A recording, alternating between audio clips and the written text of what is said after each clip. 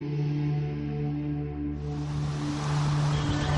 Sotopalacios, según muchos investigadores, se levantó el antiguo solar de Diego Laínez, padre del campeador. El castillo del Cid es de los siglos XIV y XV.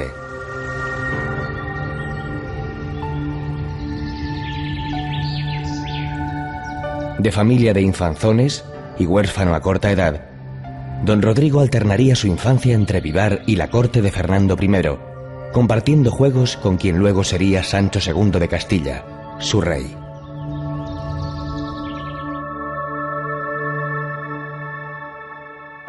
En Vivar nació hacia 1048 Mío Cid Campeador. Y en Vivar, donde se sitúa la legua cero de nuestra ruta, se alza una estatua que recuerda sus años mozos.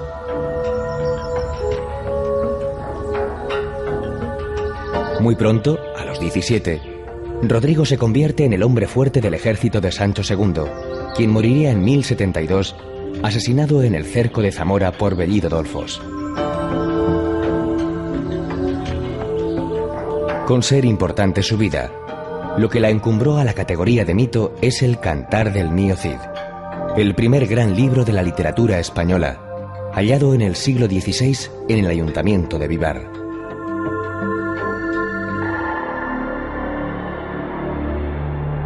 En el monasterio de Nuestra Señora del Espino se conserva la arqueta que lo albergó a lo largo del siglo XVIII. Las monjas clarisas habitan el monasterio desde su creación en el siglo XV.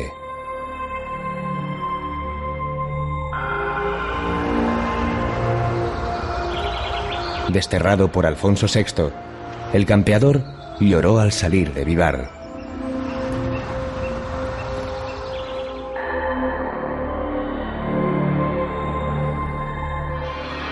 El cantar pone en boca de los burgaleses, respetuosos al paso de la comitiva de desterrados, una frase inolvidable: Dios, qué buen vasallo, si hubiese buen señor. Los escudos de Burgos y San Pedro de Cardeña y el blasón del guerrero recuerdan la ubicación del que se supone fuera solar del Cid en la ciudad.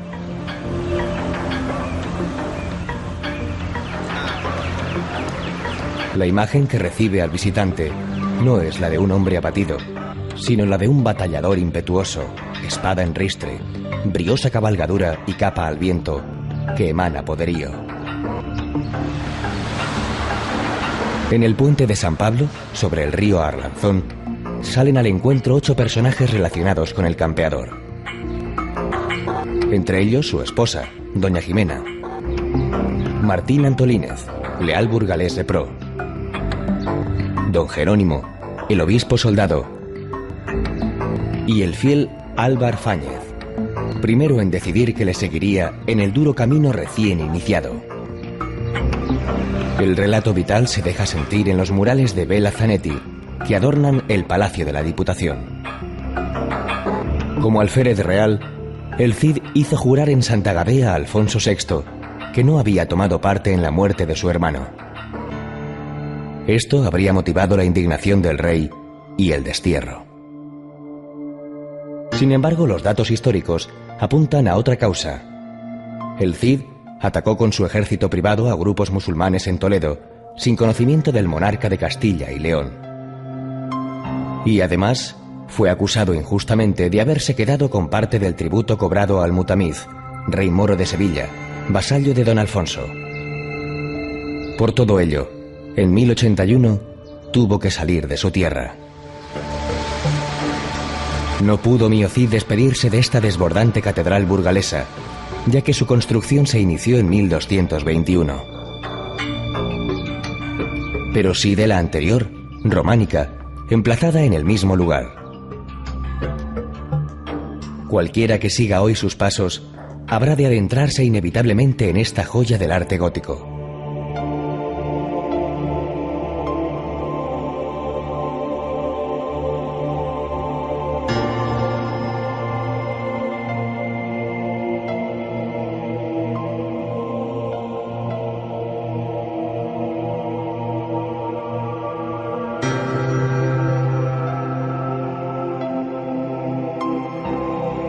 En 1921, hallaron aquí definitivo acomodo los restos del campeador y su esposa.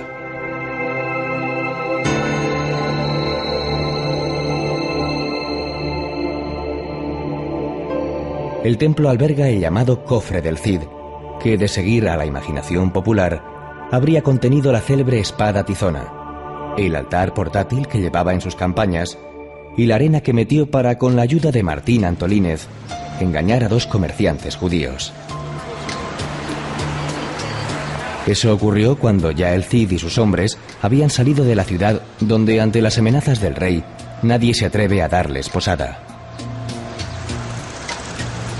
Por ello, han de establecer el campamento en La Glera, junto al Arlanzón. Obtenido con argucias el dinero necesario para proseguir su marcha, levantan las tiendas y se dirigen hacia San Pedro de Cardeña.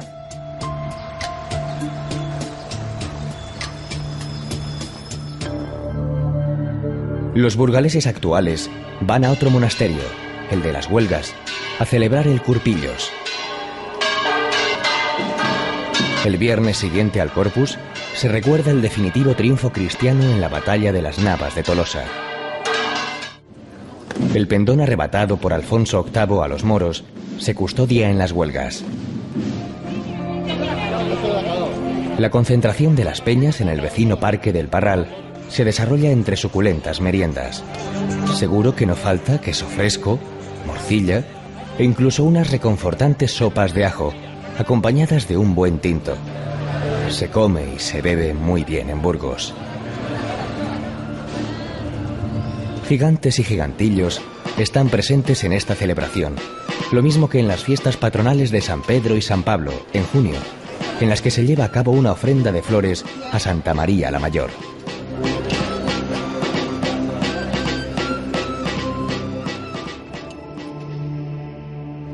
El abad benedictino de San Pedro de Cardeña acogió a Jimena y a sus 2 hijas, Cristina y María.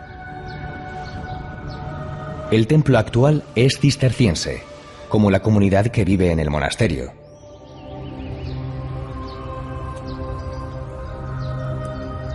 El claustro románico de los mártires es del siglo XII, con arquerías que evocan la mezquita cordobesa. La torre también es románica. Aquí se tiene que despedir don Rodrigo de su familia. El fiero guerrero vuelve a llorar de tristeza. Se separan dolorosamente, como la uña de la carne, dice el cantar. Antes, el Cid le ha dicho a Jimena que la quiere como a su propia alma. Hasta aquí traería sus restos la esposa fiel en 1102, cuando tuvo que abandonar Valencia ante los ataques almorávides. El Cid había conquistado la ciudad 8 años antes. En Cardeña permanecen los sepulcros de la pareja.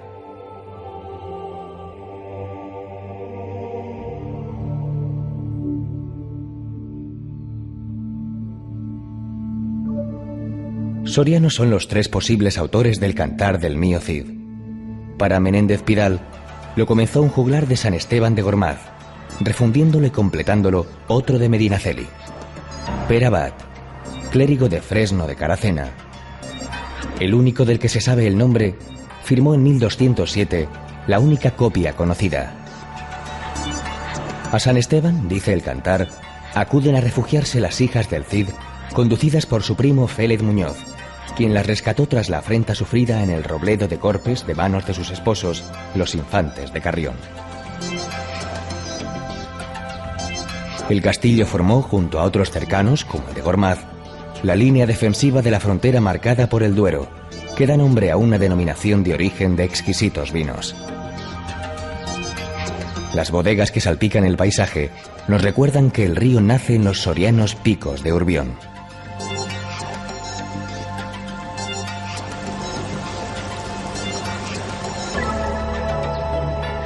La iglesia de San Miguel, coetánea del destierro del Campeador, es la primera porticada de Castilla y combina en su delicada ornamentación el románico con el mudéjar.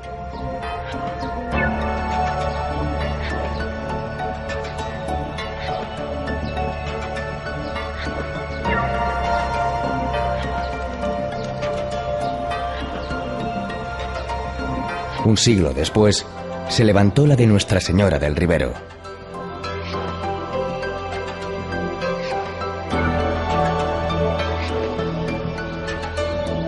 Advertido el campeador del drama vivido por sus hijas, envía a sus más fieles caballeros a buscarlas para traerlas de nuevo a Valencia. Estos pasan la noche en el castillo de Gormaz, considerada la fortaleza musulmana más extensa de Europa. 370 metros de longitud y un perímetro de 1 kilómetro sobre el que se alzan 28 torres. Impresiona esta horizontal mole califal varada en la inmensidad castellana. Construida en el año 965, fue conquistada por Fernando I a mediados del siglo XI.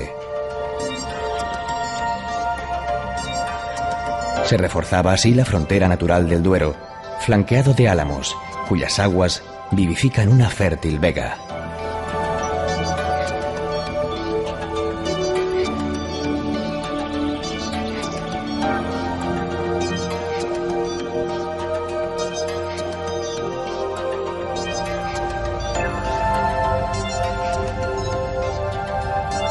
La comitiva ha de descansar y para ello eligen Berlanga de Duero.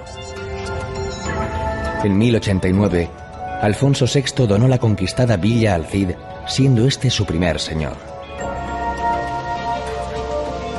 Su magnífica fortaleza, originaria del siglo XIII y de posterior traza renacentista, era presa codiciada en las contiendas entre árabes y cristianos. Una colegiata del XVI y un rollo gótico se suman al atractivo del lugar de nacimiento del fraile dominico Tomás de Berlanga, defensor de los indígenas, obispo de Panamá y descubridor de las Islas Galápagos. Está enterrado en la colegiata.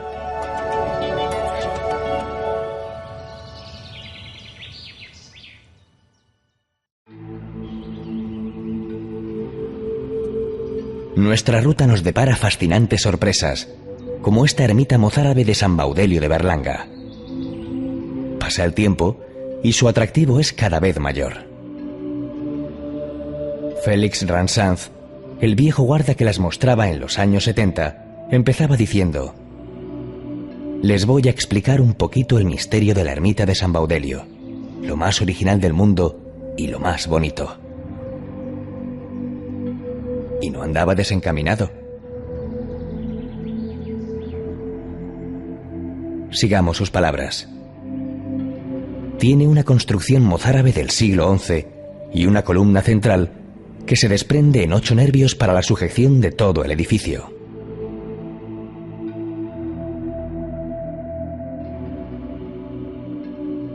Luego tiene un coro con unas columnitas para su sujeción. Bernard Bevan, historiador de la arquitectura española, la califica de curiosa obra maestra y proporciona datos muy concretos. Consiste en una cámara de 8 metros de longitud por 7 metros de anchura, con un túnel que conduce a la cueva de una anacoreta. A todo ello se añaden los restos de los frescos que permanecen en sus paredes y que dan idea de lo que pudo ser antes de que en 1922 un anticuario se los comprara al pueblo de Casillas, propietario de la ermita.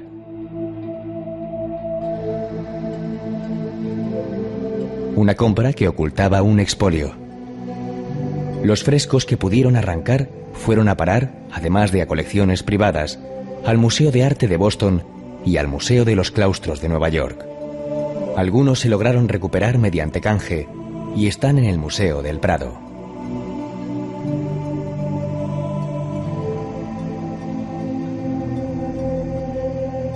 Parte de los que no se pudieron llevar fueron restaurados y son los que disfruta el viajero en el lugar en el que nacieron.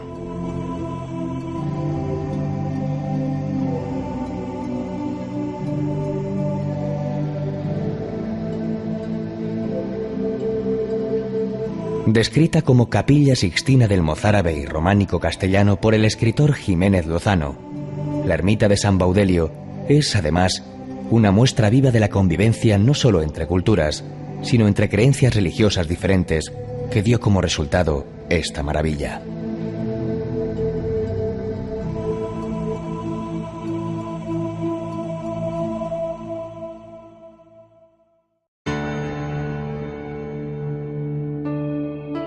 Atienza era, para el autor del Cantar, una peña muy fuerte, y lo sigue siendo. Cuando el Cid iba camino del destierro, el último de los 9 días que Alfonso VI le había dado de plazo para salir de sus dominios, descansó en la cercana Sierra de Miedes, hoy llamada de Pela.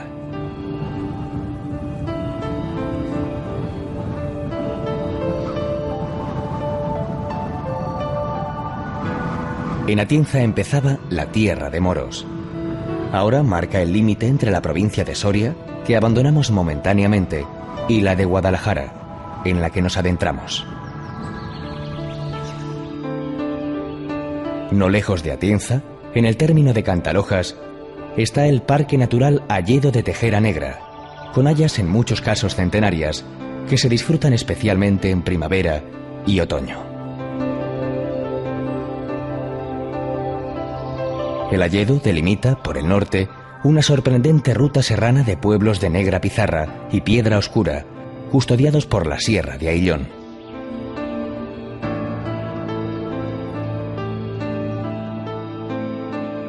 Estas tierras abiertas de Guadalajara fueron escenario de la primera conquista del campeador, Castejón. Acerca de si ese Castejón del poema corresponde a Jadraque o a la vecina aldea de Castejón de Henares, existen divergencias. Ortega y Gasset, en sus notas de Andar y Ver, acuñó una definición imprescindible: el cerro más perfecto del mundo, el cerro de Jadraque. Y sobre él, el castillo del Cid, dominando el valle por el que corre el río Henares.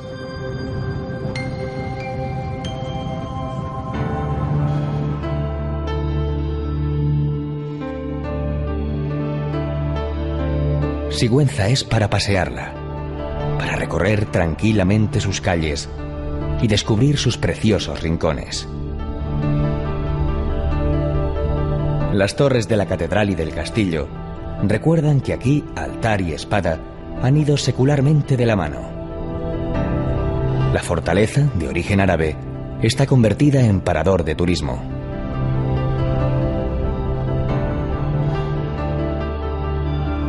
La catedral se abre a la plaza en toda su grandeza, con un aspecto exterior que une los intereses religiosos a los defensivos. Iniciada en el siglo XII, se acabaría de construir en su parte principal 200 años después.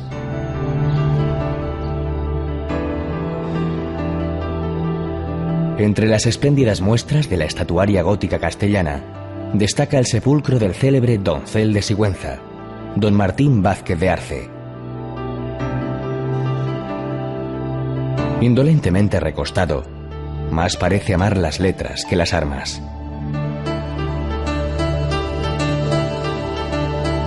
Caballero de la Orden de Santiago, una inscripción recuerda que le mataron los moros socorriendo al muy ilustre señor duque del Infantado, su señor. Tenía 25 años y sucedió en 1486 en la Vega de Granada. Por aquí remontaron el Cid y sus hombres tras saquear diversas aldeas de la cuenca del río Henares, camino de Aragón. En Anguita, por donde pasaron los soldados, dejamos Guadalajara para volver a adentrarnos en Soria.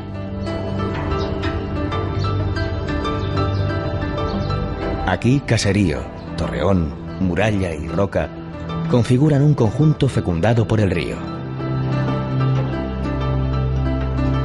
En una ladera se encuentran las cuevas que la memoria popular siempre ha denominado del Cid.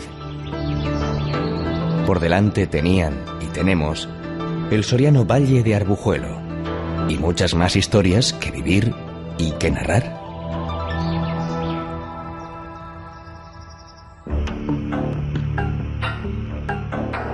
Medinaceli, Medina para el Cantar, tiene un gran protagonismo, a pesar de que en tiempos de don Rodrigo era territorio musulmán. A los pies de Medinaceli, tierra de frontera y encrucijada de caminos, se extiende el valle de Arbujuelo.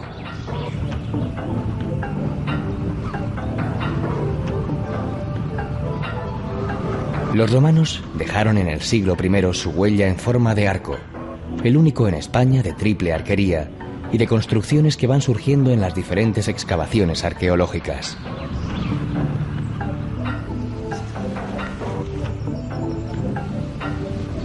Era tal la importancia de la villa y el peso de la nobleza que tenía 11 iglesias. En el siglo XVI se alzó la ojival colegiata, levantada para que cupieran todos, nobles y pueblo llano. 7 familias demolieron sus templos y otras 4 accedieron a mutilarlos.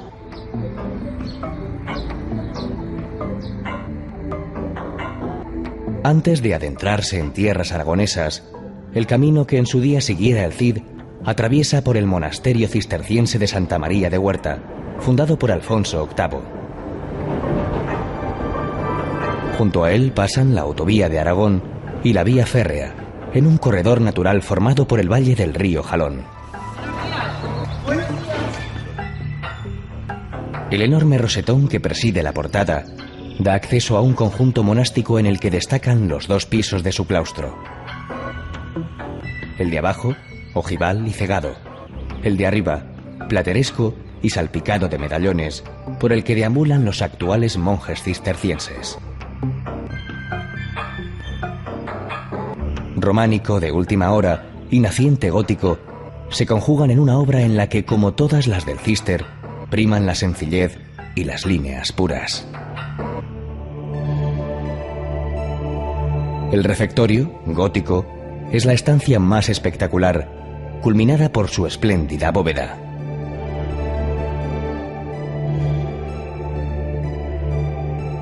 Desde el púlpito, labrado en piedra, desgranaba pasajes piadosos el lector, mientras los monjes, envueltos por la luz que penetraba por sus vidrieras, compartían la frugal comida.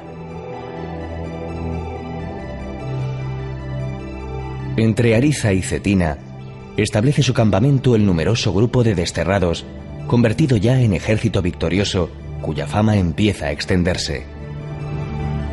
Se adentraban en la taifa de Zaragoza, importantísimo núcleo de poder musulmán en los siglos XI y XII.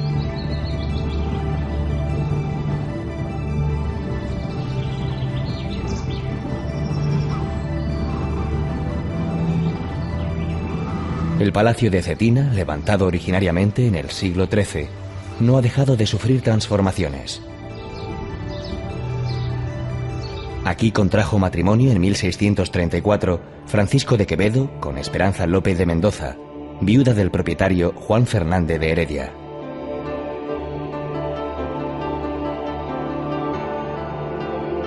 Para acceder a la capilla hay que agachar inevitablemente la cabeza. La leyenda cuenta que la escasa altura fue decisión de la dama, que de esa manera obligó a su futuro y orgulloso esposo a inclinarse ante ella.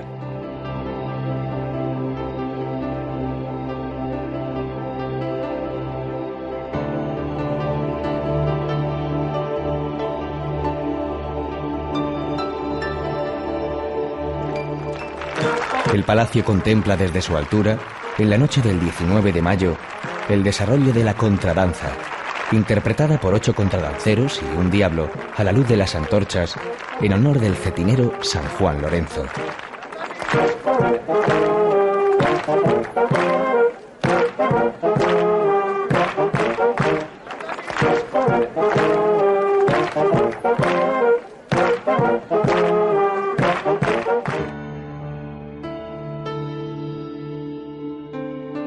En Calatayud, el mudéjar emerge en las torres de San Andrés, San Pedro de los Francos y en la iglesia de la Peña. En árabe, Calatayud significa castillo de Ayub. Testigo de esta pujante época es la muralla, que todavía conserva una puerta califal del siglo X. La colegiata de Santa María la Mayor se levantó tras la conquista cristiana sobre la antigua mezquita. Renacentista en su fachada, son mudéjares el claustro, el ábside y la torre, que se eleva 68 metros hacia el cielo.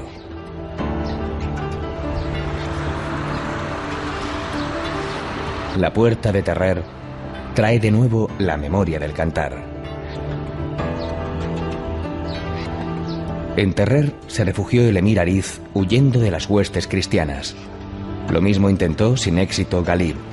El Cid le persiguió hasta Calatayud.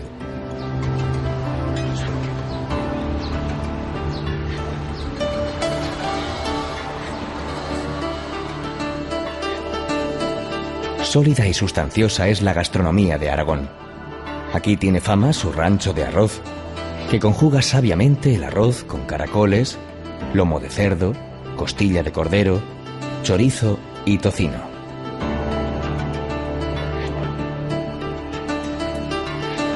Para postre, las célebres frutas de Aragón, suculenta combinación de frutas escarchadas, mantequilla y chocolate negro fundido.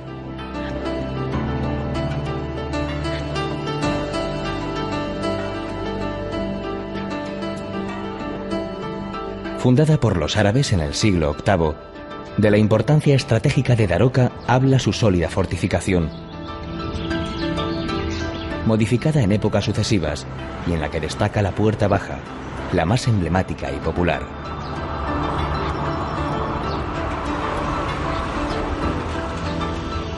Al amparo de su pétrea protección, de más de 3,5 kilómetros, se desarrolló un caserío que aún hoy ofrece una perspectiva armónica y reposada.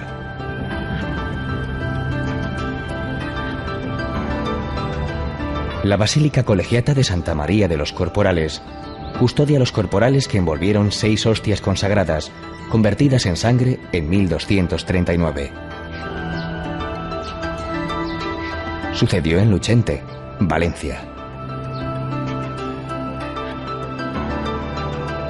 Mosés Mateo Martínez, natural de Daroca, al igual que uno de los capitanes presentes, celebraba una misa interrumpida por la inminencia de un ataque agareno.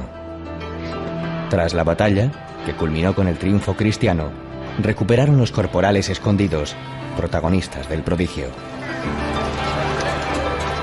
El jueves del Corpus, se sacan en procesión en su arqueta y se imparte con ellos la bendición.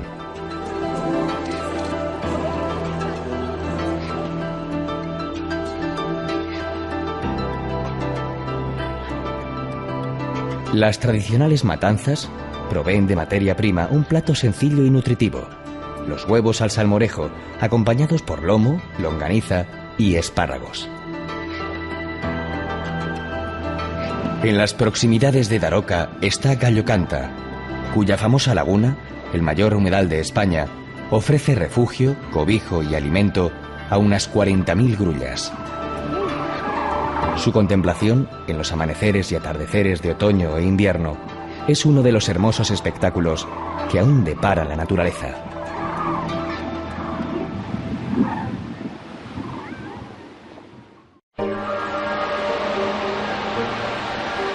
En el contraste está la maravilla.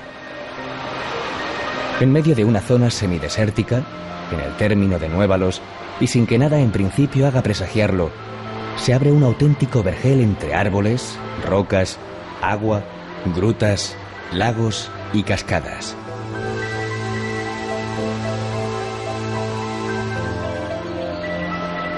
En 1218 se concluyó la construcción del monasterio y sus dependencias, reinando Jaime I el Conquistador. Hoy es un alojamiento hotelero. Piedra es el nombre del río que nace en sus proximidades y se derrama en multitud de arroyos que buscan su salida entre los accidentes y altibajos del terreno.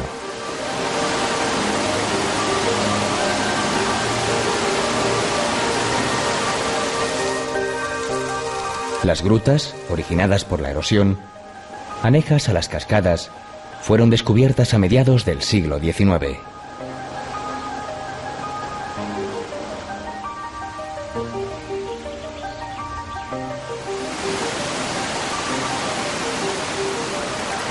Las cascadas lucen nombres como Fresnos Altos, Caprichosa, Sombrías y Los Peñascos. De alguna manera había que reducir a palabras todo un mundo de agua, ruido, luz y color.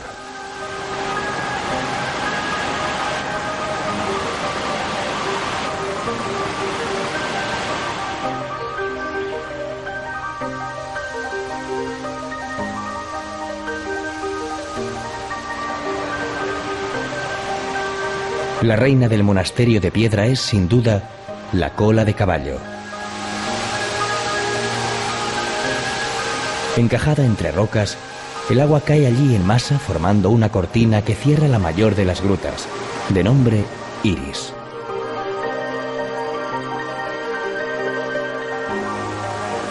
Tras el violento descenso, se remansa abajo formando un estanque de colores inverosímiles.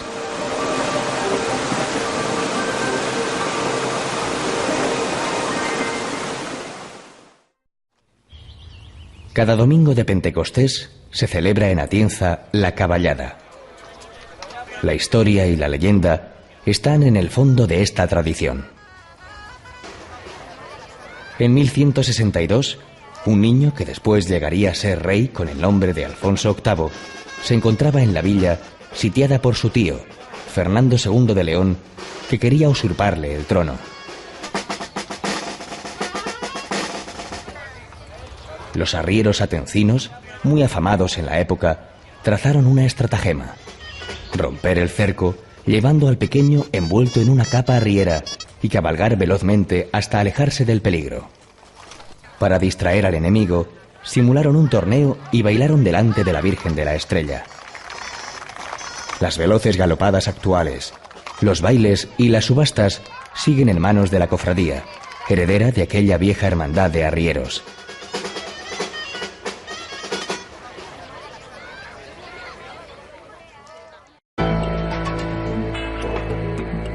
Prosigue el campeador sus correrías por tierras aragonesas, adentrándose en lo que hoy es provincia de Teruel.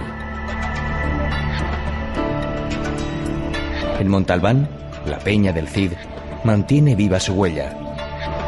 Lo mismo que la iglesia gótico-mudéjar de Santiago el Mayor lo hace con la orden militar de su nombre, una de las más importantes de España. Los caballeros de Santiago, que ayudaron a Jaime I en la conquista de Valencia, convirtieron Montalbán en un enclave estratégico, como testimonian los restos fortificados que se mantienen en pie.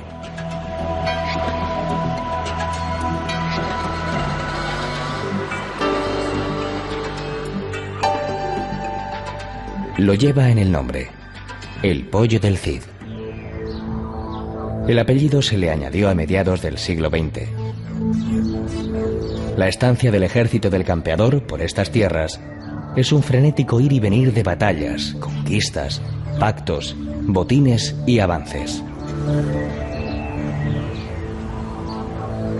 Anduvieron más de 3 meses de 1089 y alcanzaban ya los 7000 soldados, a quienes su adalid recordaba que quien permanece en un lugar puede ver menguar sus bienes. Su emblema era: iremos adelante. Tiempo habría de descansar.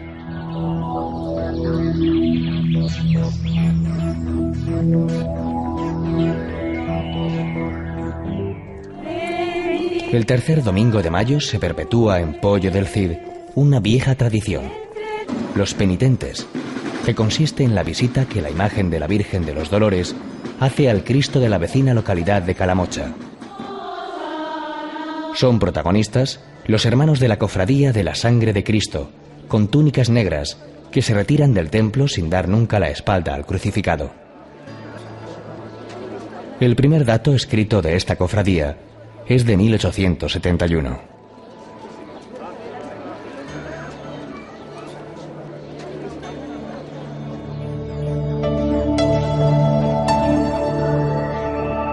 Entre los lugares que rendían tributo al Cid estaba Molina de Aragón, hermosa localidad hoy en la provincia de Guadalajara. Mucha e intensa es su historia. El señor musulmán de Molina, Aben Galbón, es en el cantar modelo de amistad y lealtad hacia don Rodrigo, quien le define como hombre de paz.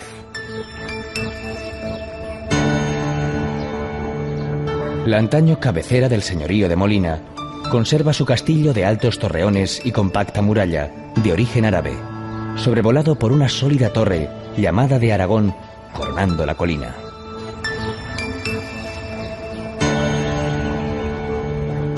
En su casco antiguo, evocador y bien conservado, se alzan conventos, iglesias, palacios y caserones nobiliarios, muchos de ellos de traza renacentista.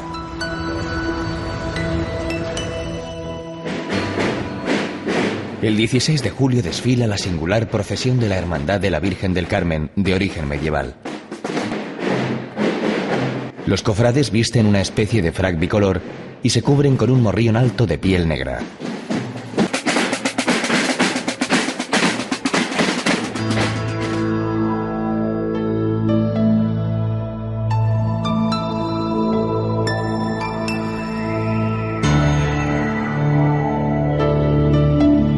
Albarracín, en la provincia de Teruel, figura en todos los listados que se elaboran sobre los pueblos más bonitos de España. Y razones no le faltan para ello. Enclavado en la sierra de su nombre, el conjunto de calles empinadas y umbrías, de tejados de teja árabe y saledizos de madera, invita a caminar despacio y a no elevar la voz.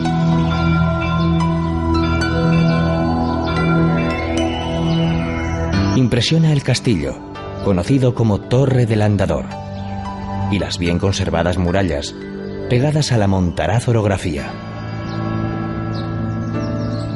No hay en su construcción concesión alguna a lo ornamental. El resultado, sin embargo, es de gran belleza. ¿Y efectividad? Frente a sus defensas, inexpugnables, recibió el Cid una lanzada en el cuello en 1093.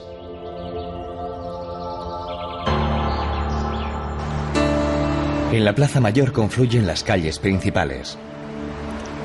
A partir de ahí, el recorrido nos lleva por la Casa Consistorial, el Palacio Episcopal y la humilde catedral. Galerías, balcones y espléndida rejería de hierro forjado, testimonio de un rico y reciente pasado artesano.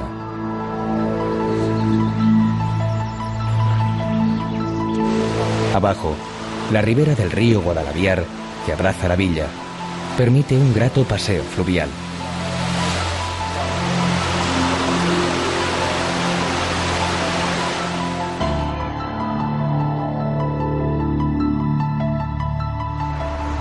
Cella aparece repetidamente en el Cantar. Aquí, ya conquistada, cita el campeador, en un pregón lanzado a los cuatro vientos, a cuantos quieran unirse a su ejército antes de iniciar el ataque a Valencia. Su fuente es el pozo artesiano más grande de Europa. A través de esta obra, las aguas de las capas subterráneas salen a la superficie. En ella se mira un apacible entorno urbano.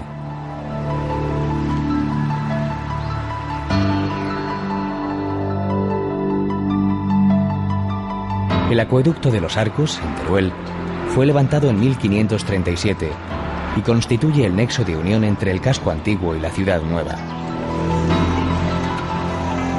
La catedral, llamada Santa María de la Media Villa, es la joya de Teruel, y Teruel es, a su vez, la joya del mudéjar en España, el arte de la tolerancia y el mestizaje.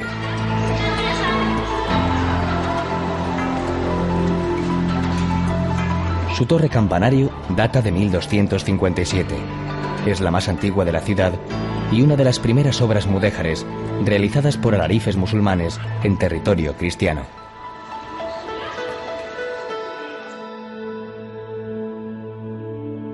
El retablo plateresco de Gabriel Joly está labrado en madera sin policromar.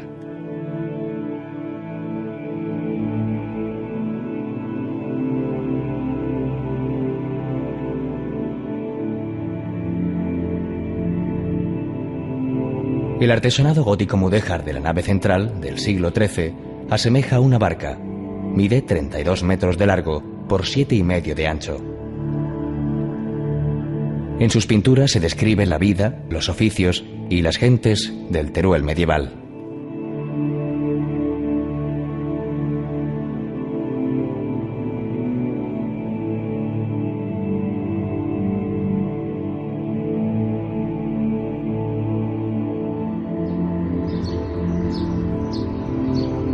Gótico mudéjar es también la iglesia de San Pedro, del 16, con una magnífica torre de ladrillo y un interior increíblemente decorado.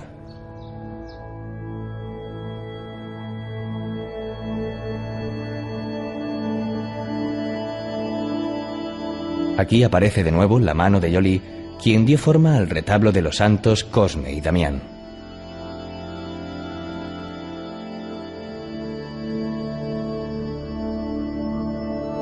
En una capilla adosada al templo está el mausoleo de los célebres amantes de Teruel, obra del escultor Juan de Ábalos. Juntos, más allá de la muerte, como enmendando un destino que impidió en vida la materialización de su amor, las manos blancas de Diego e Isabel parecen simbolizar el eterno deseo de unirse por encima de la historia y de los siglos. El torico es el otro icono de Teruel. Aupado en un pedestal, preside la plaza de su nombre.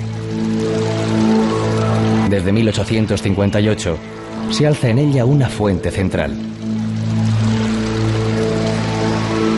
El toro es también el eje de las fiestas de la Vaquilla del Ángel, en julio. Hay toros ensogados, de fuego, y vaquillas en la plaza, además de jotas, tracas, gigantes y cabezudos.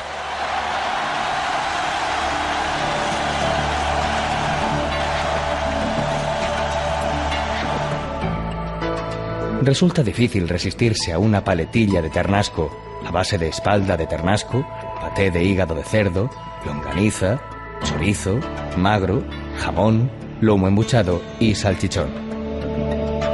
La trufa le proporciona un toque especial.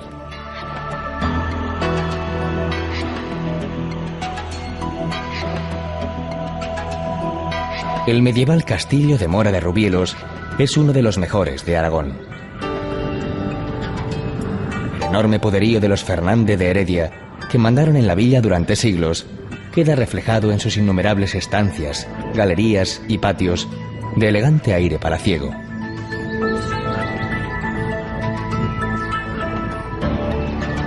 El poder religioso levantó frente a él una impresionante excolegiata gótica, Santa María, de una sola nave y desnudo interior.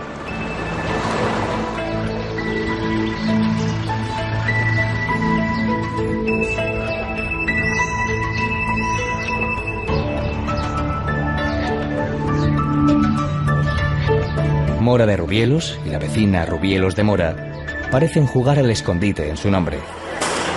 Ambas comparten, al igual que otras muchas localidades de la Sierra de Gúdar en la que nos encontramos, su fascinación por los juegos de toros.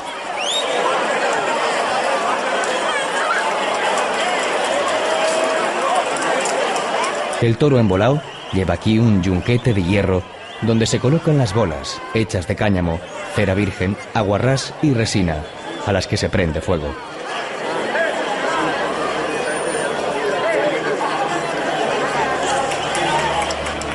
No falta en las mesas la ensalada aragonesa, tomate, lechuga, cebolla, pimiento verde y olivas negrales, enriquecidos con un buen aceite.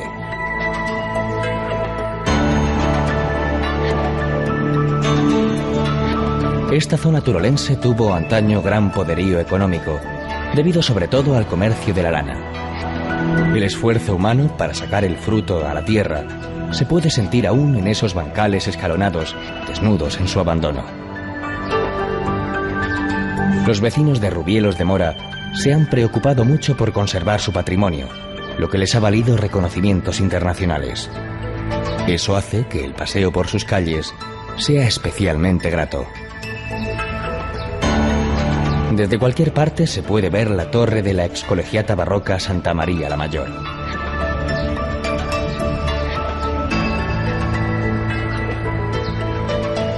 Son, sin embargo, las casonas solariegas, de noble fachada y porte señorial, las arcadas, patios y postigos, la artística rejería y el sosiego que se respira, los que dan verdadero carácter a la villa.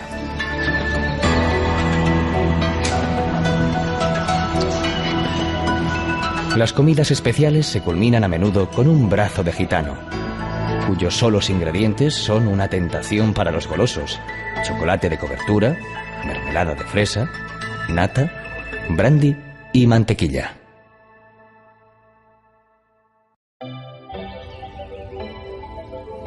La sólida gastronomía de la Sierra de Albarracín se basa fundamentalmente en la buena calidad de la carne y productos de matanza. Sus platos tradicionales son energéticos, idóneos para acompañar las duras tareas de los pastores, carboneros y cortadores de pinos que tanto abundan por estas tierras.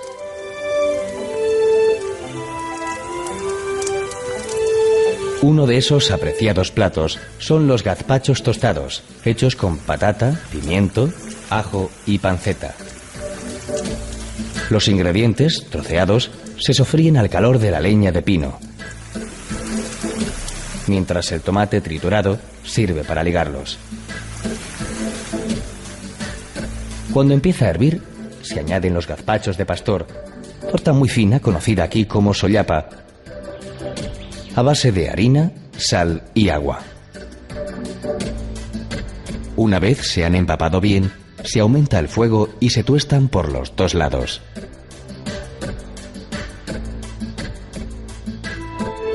Ligados también a los pastores y a la matanza, los galianos tienen igualmente como base la sollapa, que se trocea y se pone a remojo durante toda una noche.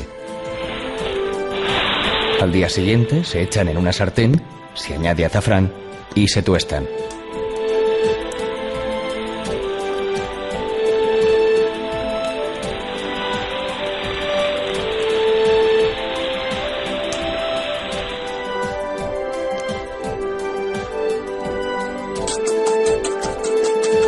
Para hacer los huevos tontos, primero se baten los huevos, para añadir después la miga de un pan, a ser posible de horno de leña, y el perejil.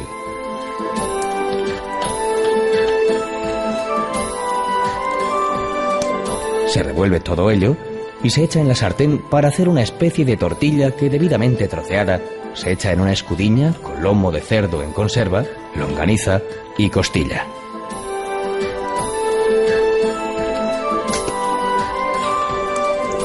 Cubierto el guiso con agua, se deja que dé un hervor y ya está listo para comer.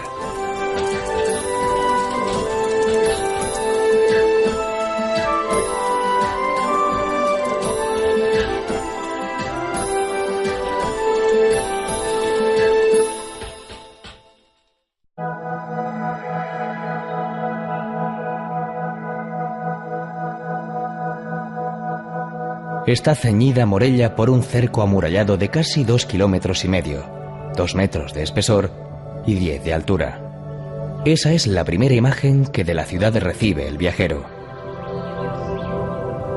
El pétreo abrazo está jalonado por 16 torres que se abren en 6 puertas, entre las que destacan las de San Mateo y San Miguel, ambas del siglo XIV.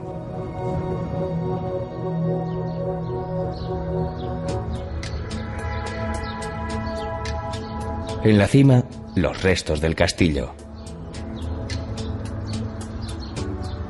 Viéndolo no es difícil evocar las bélicas hazañas de Ramón Cabrera, el tigre del Maestrazgo, sangriento defensor en el siglo XIX de sus ideales carlistas.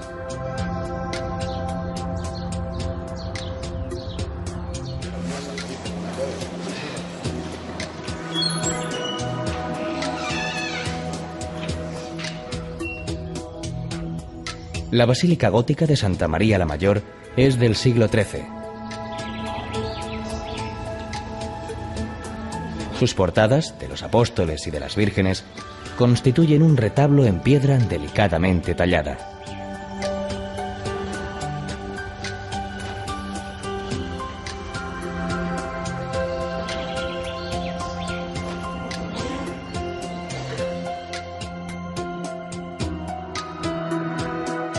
En el interior hay una escalera de caracol enroscada a una columna y un magnífico órgano en pleno funcionamiento.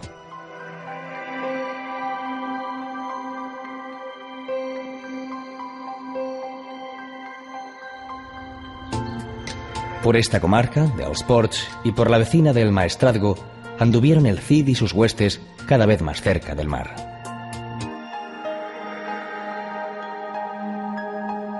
El primitivo emplazamiento de Castellón se ubicaba en el Cerro de la Magdalena, ocupado por un castillo que Jaime I el Conquistador arrebató a los árabes. No eran las condiciones del terreno las idóneas para ser habitado, así que el propio monarca concedió permiso para trasladar la población al llano. Eso ocurrió el tercer domingo de Cuaresma de 1252. El traslado en masa se evoca en la actualidad en esas mismas fechas cuaresmales, con las fiestas de la Magdalena y la romería de Les Canyes hasta la ermita de la Santa. En el desfile de las gayatas toman parte carrozas iluminadas y numerosos personajes históricos, mientras que la cabalgata del pregó cuenta además con carretas y grupos folclóricos. La concatedral de Santa María fue prácticamente destruida en la Guerra Civil y reconstruida en la posguerra. Su puerta principal y dos laterales son de origen gótico.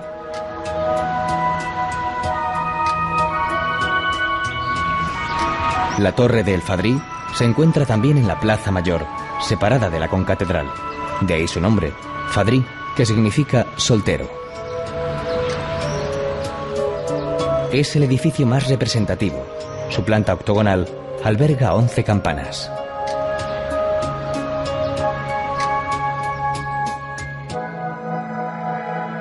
Los naranjos y el campeador constituyen en esta parte del camino los más fieles guardianes de nuestra ruta. Todas estas tierras fueron conquistadas por el Cid.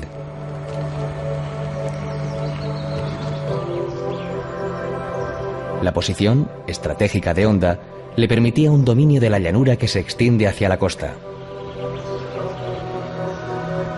En lo alto de un pequeño montículo se levanta el castillo de las 300 torres, aunque nunca las tuvo. Desde su atalaya hay una magnífica vista de la activa población, capital de la cerámica. Su origen amurallado ha condicionado el desarrollo del caserío, en el que destacan las inequívocas cúpulas azules de la iglesia de la Asunción.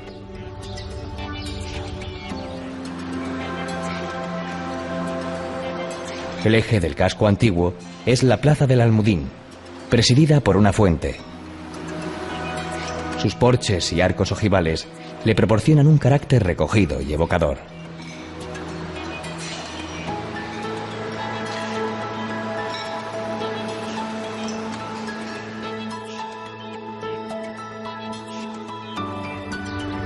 Naranjos, palmeras y un mar azul. Es fácil imaginar la fascinación de esos hombres castellanos, desterrados y guerreros, cuando en Burriana vieron el mar por primera vez. La iglesia de El Salvador se desarrolló en diversos estilos.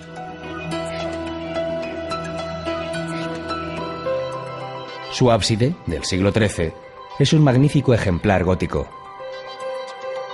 La nave es románica y la decoración barroca.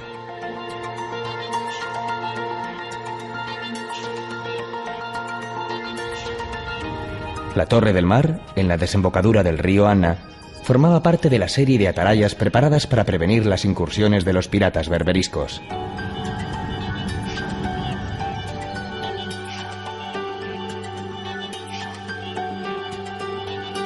En Segorbe, según relata el Cantar, pasó la noche un ejército de 3000 moros que el rey de Valencia enviaba para detener al Cid, que avanzaba imparablemente desde tierras aragonesas.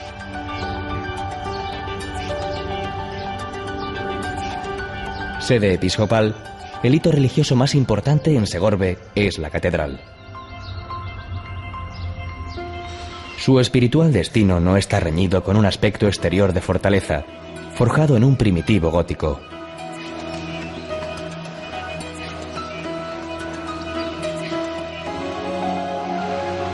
La muralla urbana, en forma de arcos apuntados y robustos cubos, se conserva parcialmente.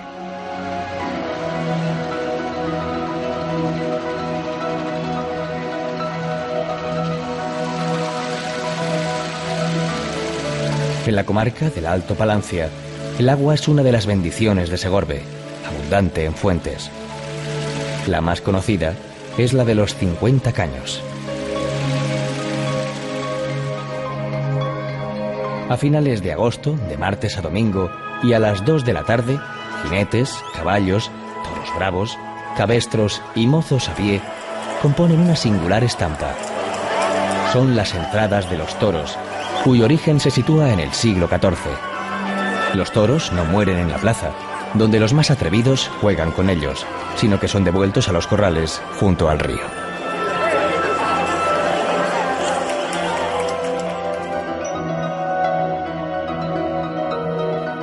Los documentos históricos recogen los tributos que a finales del siglo XI entregaba el campeador al alcaide de Jérica. Este ha sido siempre lugar de paso entre el Mediterráneo y las tierras del interior, como demuestran los restos dejados por las diferentes culturas. En el campanario, separado del conjunto de la iglesia, se combinan la huella romana, en su primer tramo, con la árabe en el segundo, para culminar la monumental torre en el más puro estilo mudéjar.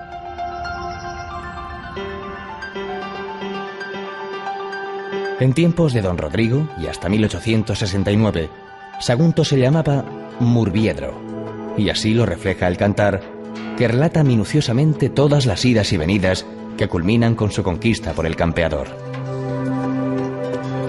Al igual que sucedió con muchas otras plazas, tras la muerte del Cid, Sagunto volvió a manos árabes.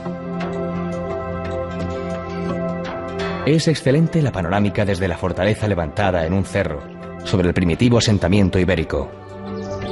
En su trazado intervinieron los romanos, los visigodos, los árabes y los cristianos, sufriendo profundas y continuas transformaciones.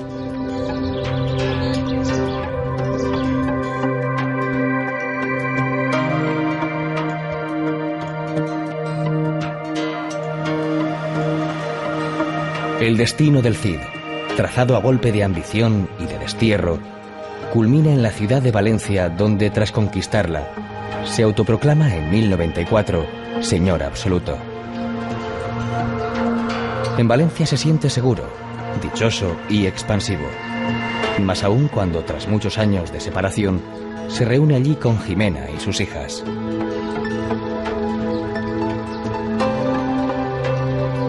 El viajero que casi 10 siglos después llega hasta Valencia sentirá posiblemente una alegría similar. La luz, el buen clima, la laxitud en el ambiente y la vida en la calle marcan el día a día de una ciudad que ha sufrido en los últimos años profundas transformaciones.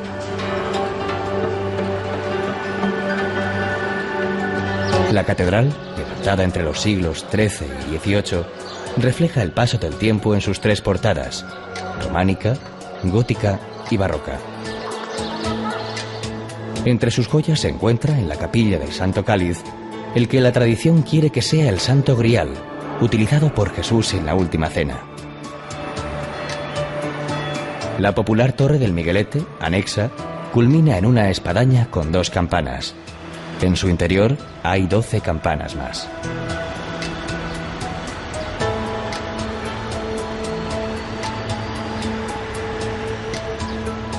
La lonja, gótica, del XV, fue escenario de las transacciones y el poderío económico de la ciudad, que alcanzó en esa época su mayor esplendor.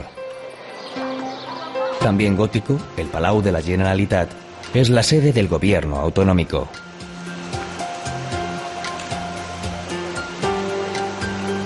Las medievales torres de Serranos y de Quart son las puertas más importantes de una muralla que empezó a gestarse a mediados del siglo XI, cuando Valencia era el soñado Edén para los árabes que la dominaban.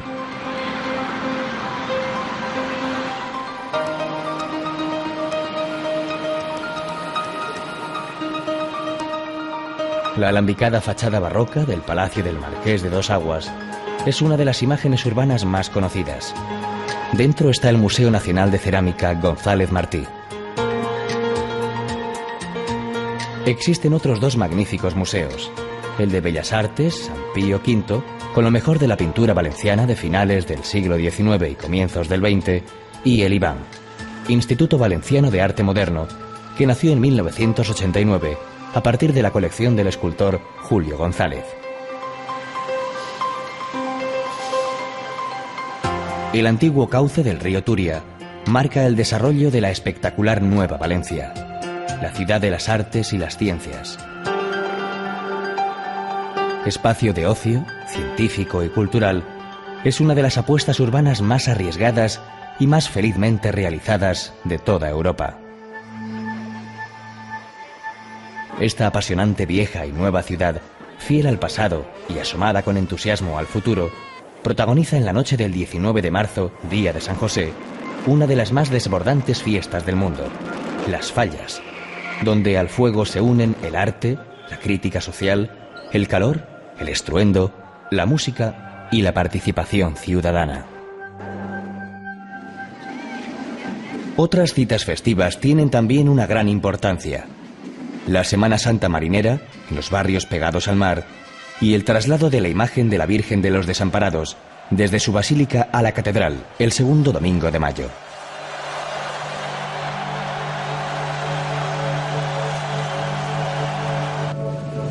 En la playa de la Malvarrosa no resulta difícil imaginar a dos grandes artistas de la tierra muy ligados a ella: el pintor Joaquín Sorolla y el escritor Vicente Blasco Ibáñez.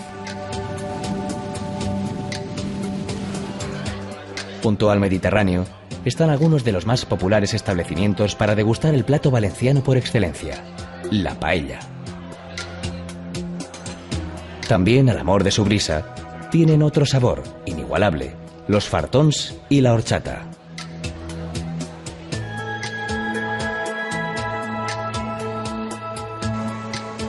Sobre sus aguas mansas depositaron por primera vez su entusiasmada mirada las mujeres del Cid: Jimena, Cristina y María, que habían llegado hasta aquí después de 1000 avatares desde la lejana Castilla.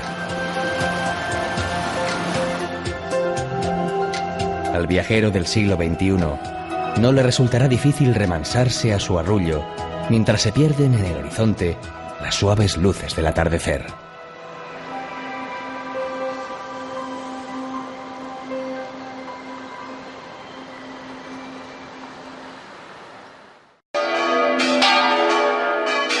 El viernes siguiente al 17 de enero amanece en Forcal, en la comarca castellonense dels Ports, a los sones del tamboril y la dulzaina.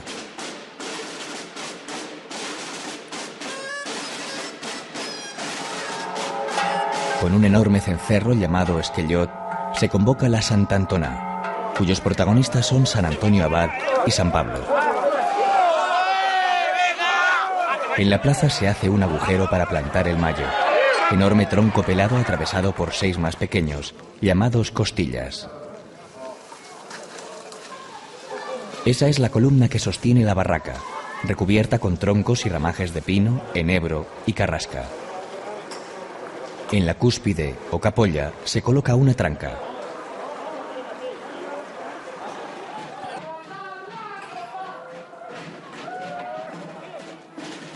Los diablos, llamados también botargas, tratarán de empujar a los santos al fuego. San Antonio y San Pablo van vestidos de eremitas y enlazados por una soga.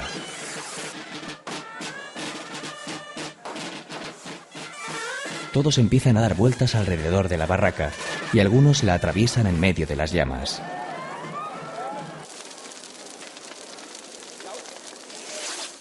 Cuando empieza a ser peligroso, las botargas cierran el paso al interior de la barraca.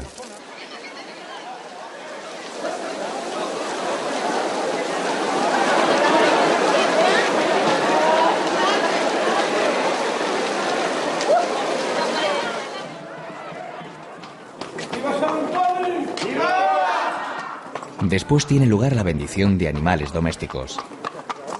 La procesión de los machos llega hasta la plaza, donde se reparten coquetes y rolletes hechas expresamente para la fiesta.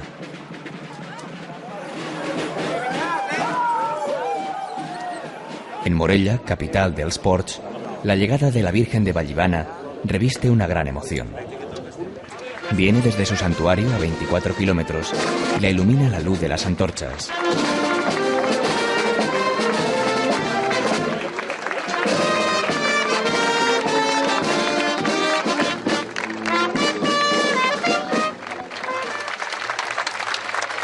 Su traslado a mediados del siglo XVII está en el origen de la fiesta. Cuando alcanzó la amurallada ciudad, remitió una mortal epidemia de peste.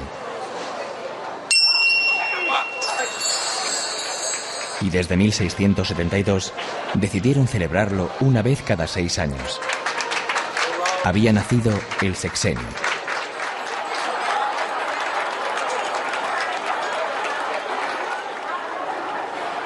En la procesión general del domingo y en la calle La Font, el arcángel San Miguel, desde el interior de una naranja, taronja en valenciano, recita unos versos de bienvenida. Por ella se ha engalanado con trabajo primordial, así recita su reina el desfile triunfal.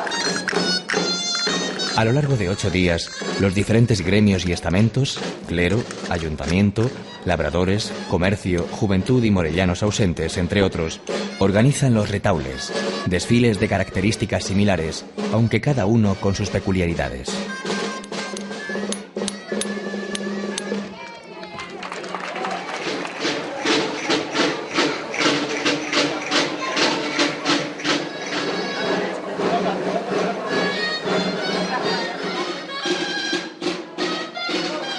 En ellos figuran els torners, los torneros, en cuya intervención destaca sobre todo su acrobático salto.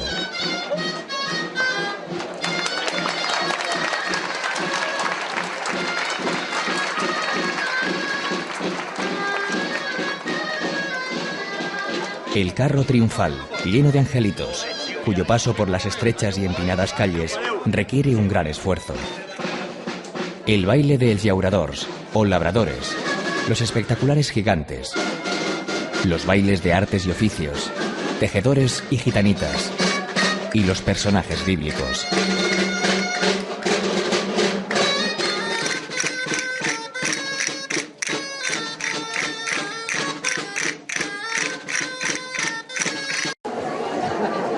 Los conventats o conventitos ponen inevitablemente la sonrisa en la boca. En uno hay un grupo de niñas vestidas de monjas, a las que acompaña un pequeño capellá. En el otro, niños con sotana. Y en ambos, una bandeja dispuesta a responder al dicho: si no hi ha perretes, no hi ha canzonetes. O lo que es lo mismo, si no hay perritas, no hay cancioncitas. Cae una moneda y los pequeños, indefectiblemente, se ponen a cantar.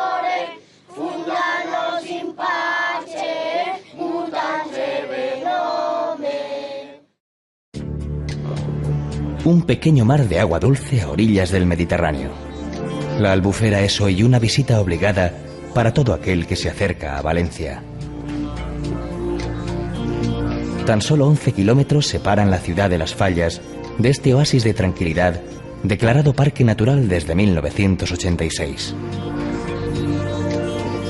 Uno de sus grandes atractivos son los paseos en barca por los canales que envuelven los diferentes islotes que la componen. Es la mejor forma de observar la vegetación que crece en sus orillas y que permite que nidifiquen aquí gran cantidad de aves. En el Palmar, pueblo emplazado en la Albufera, se pueden contemplar las barracas, las casas artesanales típicas de la zona y visitar algunos de sus excelentes restaurantes. El arroz, como no podía ser de otro modo, es el protagonista indiscutible de la mesa. Es elaborado en diferentes cocciones y diversidad de recetas, aunque son la paella y el allipebre con anguila los platos indiscutibles de la cocina regional. Para terminar la visita, no hay como contemplar un atardecer en la Albufera, con su inmensa quietud en la que convergen todos aquellos ingredientes que se suelen denominar de película. El sol ocultándose en el agua, las barcas surcando los canales y el vuelo de las aves a contraluz que con su aleteo no logran romper el hechizo. A todo ello se añaden los restos de los frescos que permanecen en sus paredes y que dan idea de lo que pudo ser antes de que en 1922 un anticuario se los comprara al pueblo de Casillas, propietario de la ermita.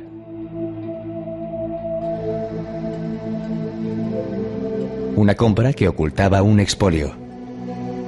Los frescos que pudieron arrancar fueron a parar, además de a colecciones privadas, al Museo de Arte de Boston y al Museo de los Claustros de Nueva York. Algunos se lograron recuperar mediante canje y están en el Museo del Prado.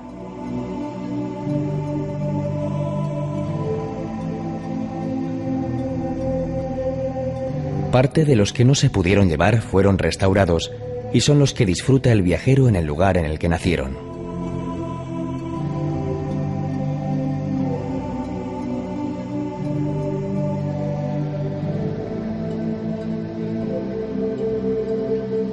Descrita como Capilla Sixtina del mozárabe y románico castellano por el escritor Jiménez Lozano, la ermita de San Baudelio es, además, una muestra viva de la convivencia no solo entre culturas, sino entre creencias religiosas diferentes, que dio como resultado esta maravilla.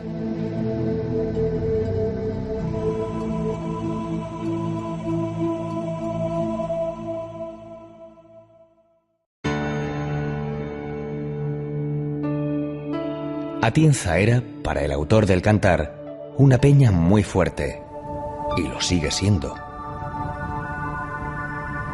Cuando el Cid iba camino del destierro, el último de los 9 días que Alfonso VI le había dado de plazo para salir de sus dominios, descansó en la cercana Sierra de Miedes, hoy llamada de Pela.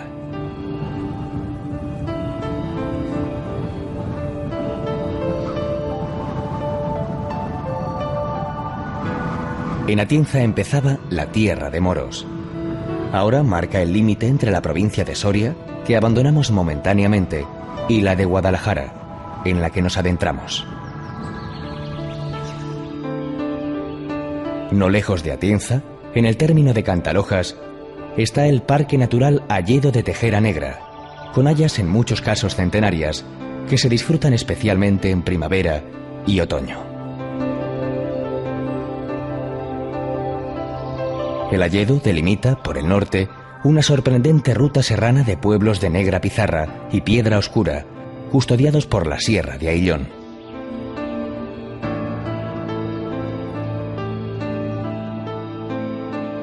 Estas tierras abiertas de Guadalajara fueron escenario de la primera conquista del campeador, Castejón.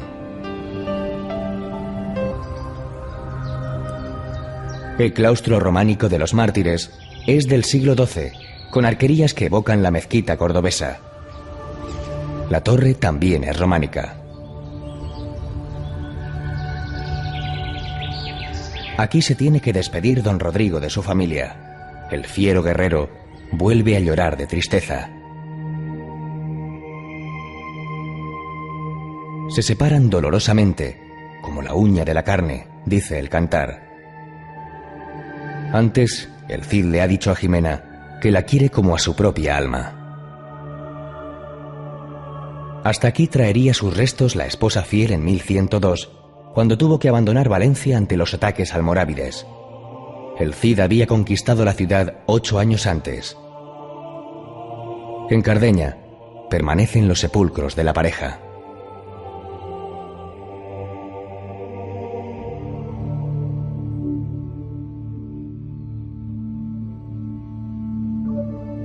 Sorianos son los 3 posibles autores del Cantar del Mío Cid.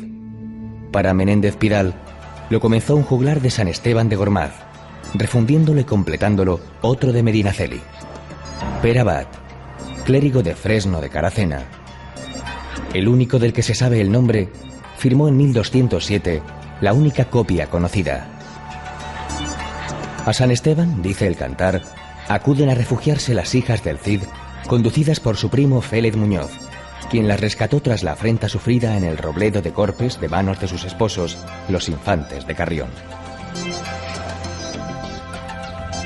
El castillo formó, junto a otros cercanos, como el de Gormaz, la línea defensiva de la frontera marcada por el Duero, que da nombre a una denominación de origen de exquisitos vinos.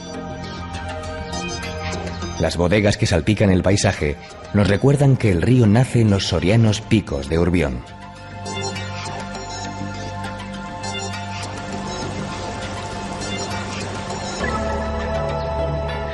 La iglesia de San Miguel, coetánea del destierro del campeador, es la primera porticada de Castilla y combina en su delicada ornamentación el románico con el mudéjar.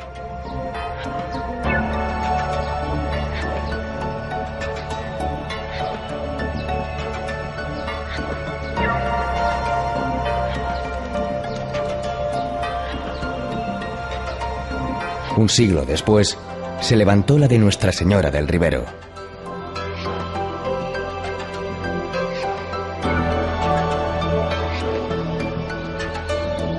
Advertido el campeador del drama vivido por sus hijas, envía a sus más fieles caballeros a buscarlas para traerlas de nuevo a Valencia.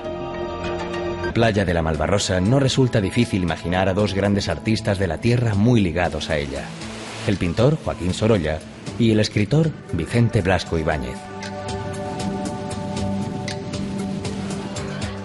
Junto al Mediterráneo están algunos de los más populares establecimientos para degustar el plato valenciano por excelencia: la paella. También, al amor de su brisa, tienen otro sabor inigualable: los fartons y la horchata.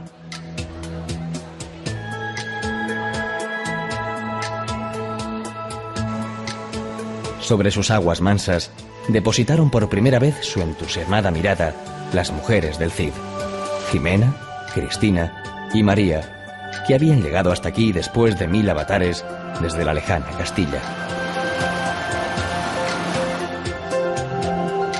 Al viajero del siglo XXI no le resultará difícil remansarse a su arrullo mientras se pierden en el horizonte las suaves luces del atardecer.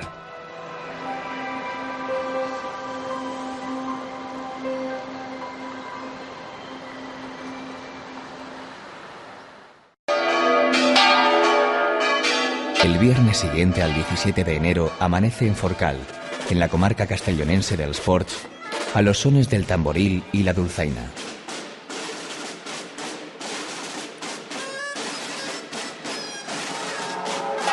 Con un enorme cencerro llamado Esquellot se convoca la Sant'Antona, cuyos protagonistas son San Antonio Abad y San Pablo.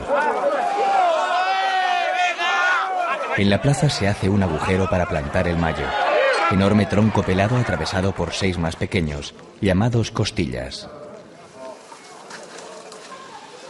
Esa es la columna que sostiene la barraca, recubierta con troncos y ramajes de pino, enebro y carrasca. En la cúspide o capolla se coloca una tranca.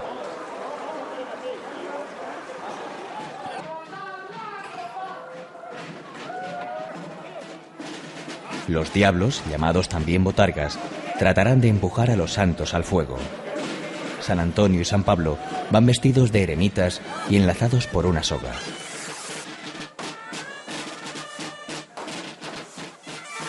Todos empiezan a dar vueltas alrededor de la barraca y algunos la atraviesan en medio de las llamas.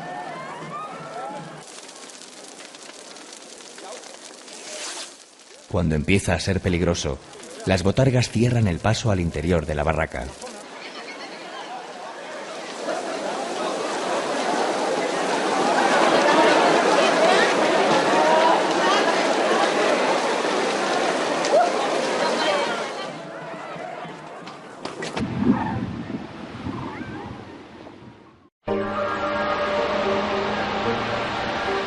En el contraste está la maravilla. En medio de una zona semidesértica, en el término de Nuévalos, y sin que nada en principio haga presagiarlo, se abre un auténtico vergel entre árboles, rocas, agua, grutas, lagos y cascadas.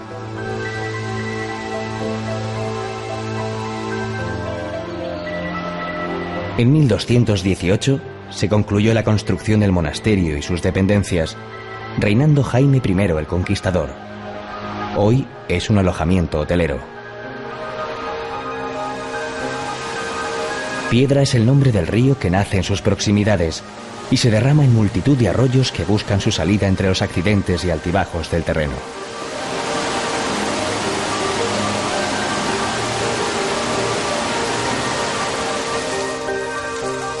Las grutas, originadas por la erosión, anejas a las cascadas, fueron descubiertas a mediados del siglo XIX.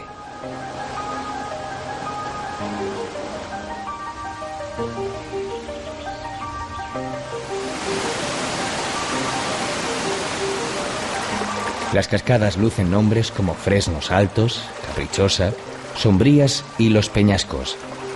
De alguna manera había que reducir a palabras todo un mundo de agua, ruido, luz y color.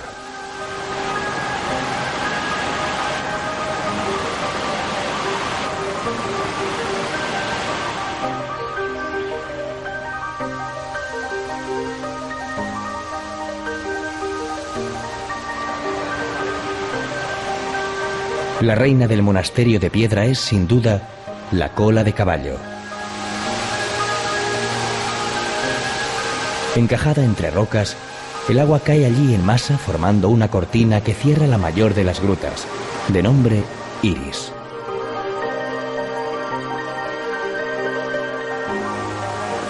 Tras el violento descenso, se remansa abajo, formando un estanque de colores inverosímiles.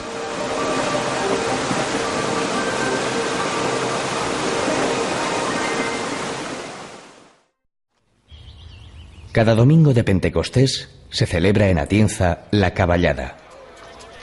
La historia y la leyenda están en el fondo de esta tradición. En 1162, un niño que después llegaría a ser rey con el nombre de Alfonso VIII se encontraba en la villa sitiada por su tío, Fernando II de León, que quería usurparle el trono.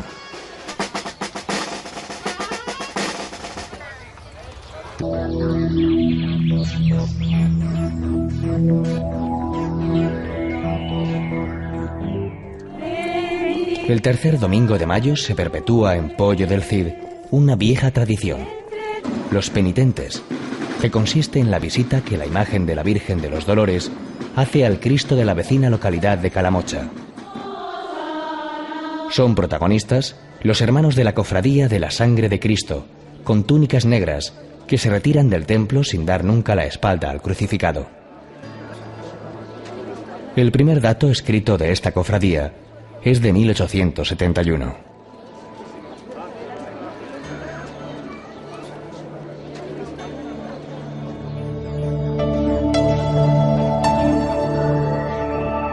Entre los lugares que rendían tributo al Cid estaba Molina de Aragón, hermosa localidad hoy en la provincia de Guadalajara. Mucha e intensa es su historia. El señor musulmán de Molina, Aben Galbón, es en el cantar modelo de amistad y lealtad hacia don Rodrigo, quien le define como hombre de paz.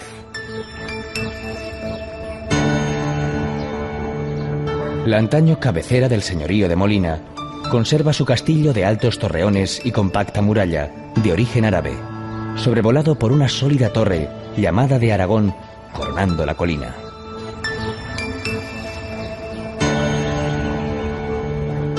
En su casco antiguo, evocador y bien conservado, se alzan conventos, iglesias, palacios y caserones nobiliarios, muchos de ellos de traza renacentista.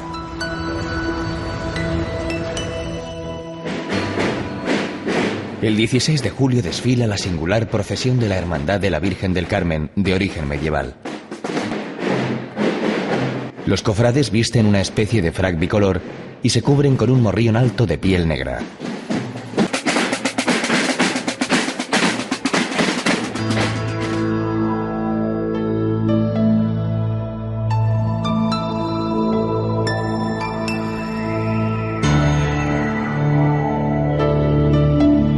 Albarracín, en la provincia de Teruel, figura en todos los listados que se elaboran sobre los pueblos más bonitos de España.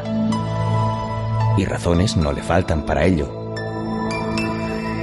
Enclavado en la sierra de su nombre, el conjunto de calles empinadas y umbrías, de tejados de teja árabe y saledizos de madera, invita a caminar despacio y a no elevar la voz.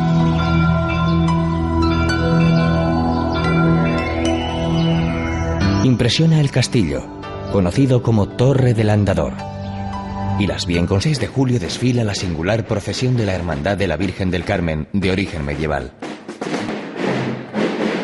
Los cofrades visten una especie de frac bicolor y se cubren con un morrión alto de piel negra.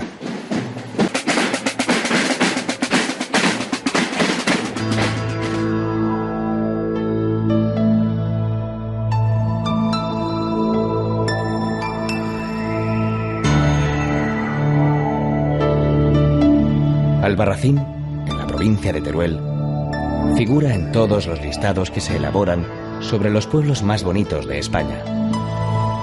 Y razones no le faltan para ello.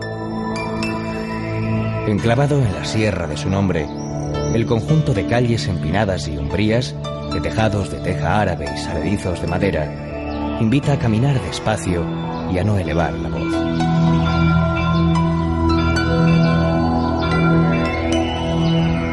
Impresiona el castillo, conocido como Torre del Andador, y las bien conservadas murallas, pegadas a la montaraz orografía. No hay en su construcción concesión alguna a lo ornamental. El resultado, sin embargo, es de gran belleza. ¿Y efectividad? Frente a sus defensas, inexpugnables, recibió el Cid una lanzada en el cuello en 1093.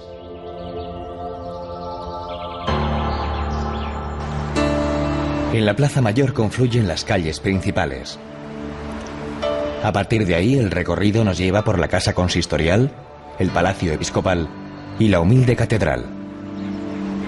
Galerías, balcones y espléndida rejería de hierro forjado, testimonio de un rico y reciente pasado artesano.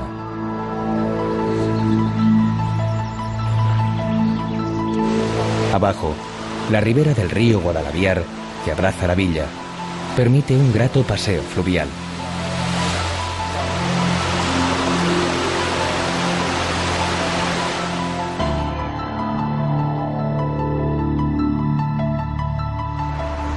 Cella aparece repetidamente en el Cantar.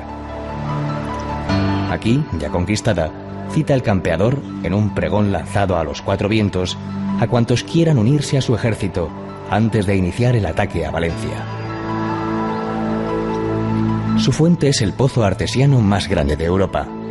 A través de esta obra, las aguas de las capas subterráneas salen a la superficie.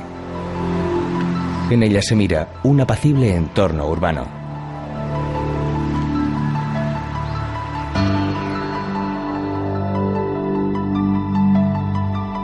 El acueducto de los Arcos, en Teruel, fue levantado en 1537, levantada para que cupieran todos, nobles y pueblo llano.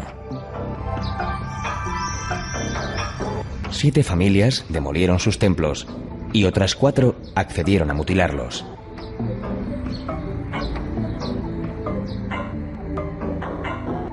Antes de adentrarse en tierras aragonesas, el camino que en su día siguiera el Cid atraviesa por el monasterio cisterciense de Santa María de Huerta, fundado por Alfonso VIII.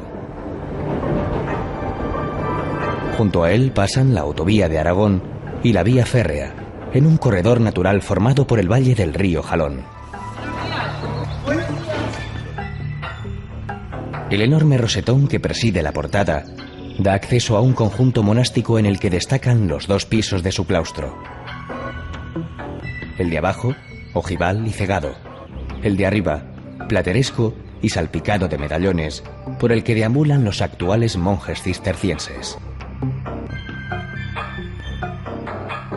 Románico de última hora y naciente gótico se conjugan en una obra en la que, como todas las del Cister, priman la sencillez y las líneas puras. El refectorio, gótico, es la estancia más espectacular, culminada por su espléndida bóveda.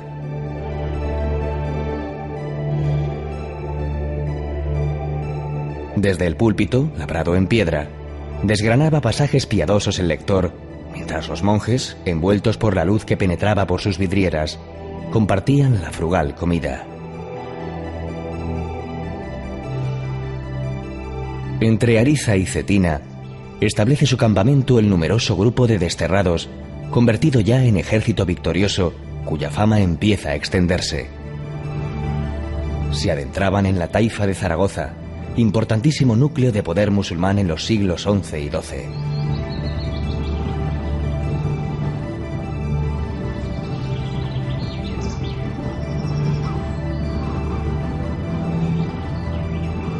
El palacio de Cetina, levantado originariamente en el siglo XIII, no ha dejado de sufrir transformaciones. Aquí contrajo matrimonio en 1634 Francisco de Quevedo con Esperanza López de Mendoza, viuda del propietario Juan Fernández de Heredia.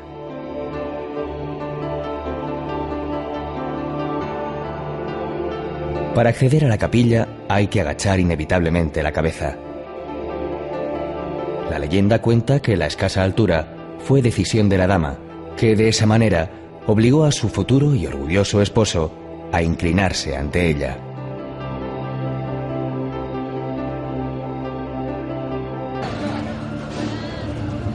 Gigantes y gigantillos están presentes en esta celebración, lo mismo que en las fiestas patronales de San Pedro y San Pablo, en junio, en las que se lleva a cabo una ofrenda de flores a Santa María la Mayor.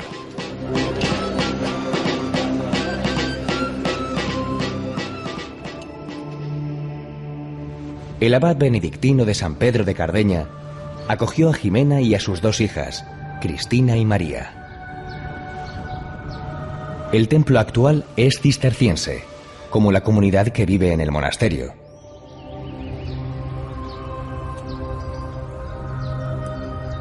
El claustro románico de los mártires es del siglo XII, con arquerías que evocan la mezquita cordobesa.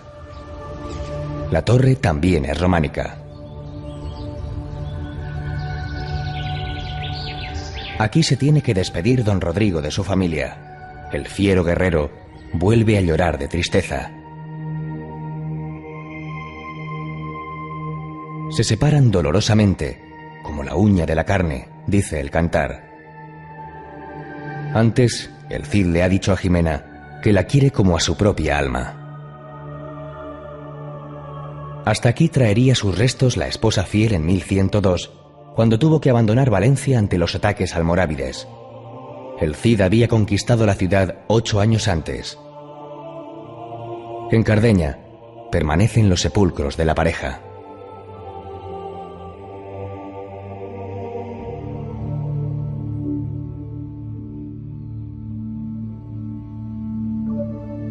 Sorianos son los 3 posibles autores del cantar del mío Cid. Para Menéndez Pidal, lo comenzó un juglar de San Esteban de Gormaz, refundiéndolo y completándolo otro de Medinaceli. Per Abad, clérigo de Fresno de Caracena, el único del que se sabe el nombre, firmó en 1207 la única copia conocida. A San Esteban, dice el cantar, acuden a refugiarse las hijas del Cid, conducidas por su primo Félez Muñoz, quien las rescató tras la afrenta sufrida en el Robledo de Corpes de manos de sus esposos, los infantes de Carrión. El castillo formó, junto a otros cercanos, como el de Gormaz, la línea defensiva de la frontera marcada por el Duero, que da nombre a una denominación de origen de exquisitos vinos. Las bodegas que salpican el paisaje nos recuerdan que el río nace en los sorianos picos de Urbión.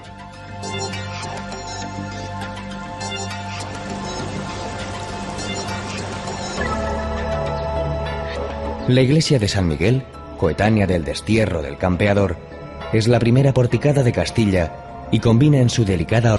Su espiritual destino no está reñido con un aspecto exterior de fortaleza, forjado en un primitivo gótico.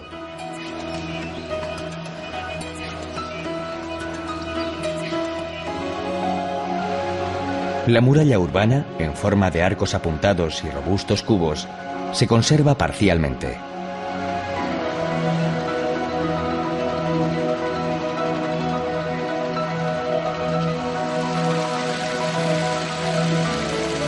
En la comarca del Alto Palancia, el agua es una de las bendiciones de Segorbe, abundante en fuentes. La más conocida es la de los 50 caños. A finales de agosto, de martes a domingo, y a las 2 de la tarde, jinetes, caballos, toros bravos, cabestros y mozos a pie componen una singular estampa.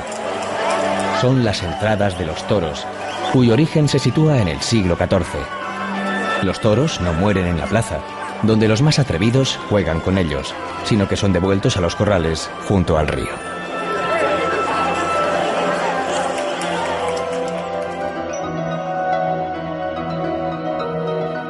Los documentos históricos recogen los tributos que a finales del siglo XI entregaba el campeador al alcaide de Jérica. Este ha sido siempre lugar de paso entre el Mediterráneo y las tierras del interior, como demuestran los restos dejados por las diferentes culturas. En el campanario, separado del conjunto de la iglesia, se combinan la huella romana, en su primer tramo, con la árabe en el segundo, para culminar la monumental torre en el más puro estilo mudéjar.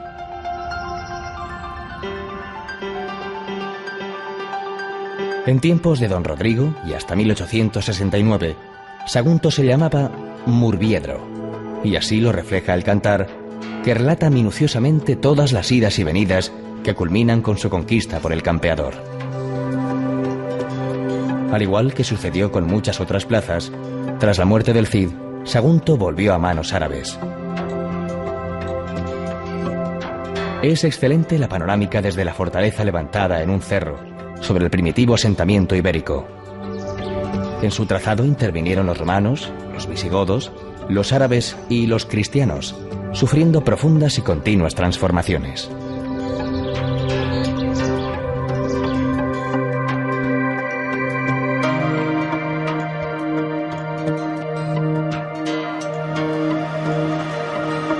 El destino del Cid, trazado a golpe de ambición y de destierro, culmina en la ciudad de Valencia, donde tras conquistarla, se autoproclama en 1094 señor absoluto. En la Plaza Mayor confluyen las calles principales. A partir de ahí el recorrido nos lleva por la casa consistorial, el palacio episcopal y la humilde catedral. Galerías, balcones y espléndida rejería de hierro forjado, testimonio de un rico y reciente pasado artesano.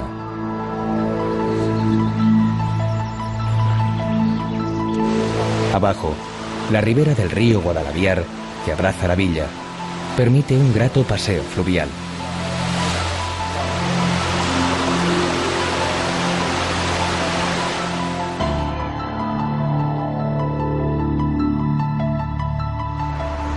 Cella aparece repetidamente en el cantar. Aquí, ya conquistada, cita el campeador, en un pregón lanzado a los cuatro vientos, a cuantos quieran unirse a su ejército antes de iniciar el ataque a Valencia. Su fuente es el pozo artesiano más grande de Europa. A través de esta obra, las aguas de las capas subterráneas salen a la superficie. En ella se mira un apacible entorno urbano.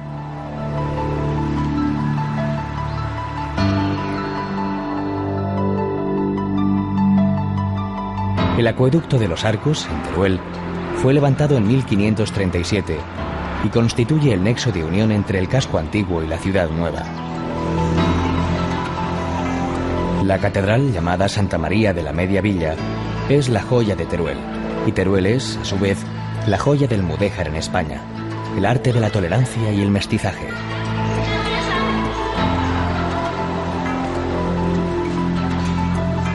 Su torre campanario data de 1257. Es la más antigua de la ciudad y una de las primeras obras mudéjares realizadas por alarifes musulmanes en territorio cristiano.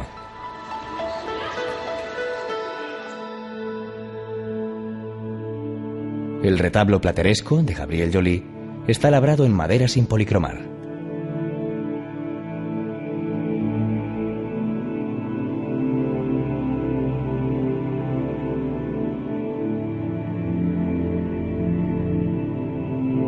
El artesonado gótico mudéjar de la nave central, del siglo XIII, asemeja una barca. Mide 32 metros de largo por 7,5 de ancho. En sus pinturas se describe la vida, los oficios y las gentes del Teruel medieval.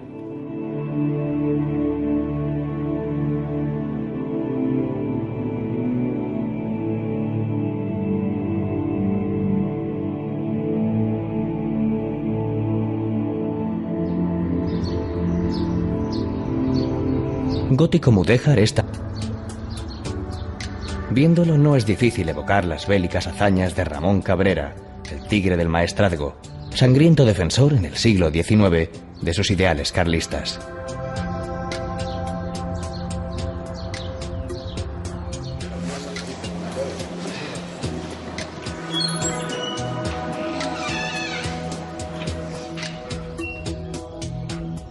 La Basílica Gótica de Santa María la Mayor es del siglo XIII.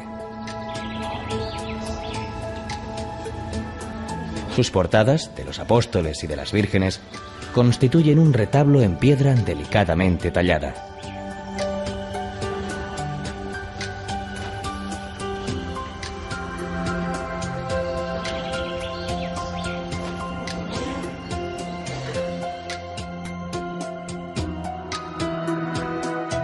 En el interior hay una escalera de caracol enroscada a una columna y un magnífico órgano en pleno funcionamiento.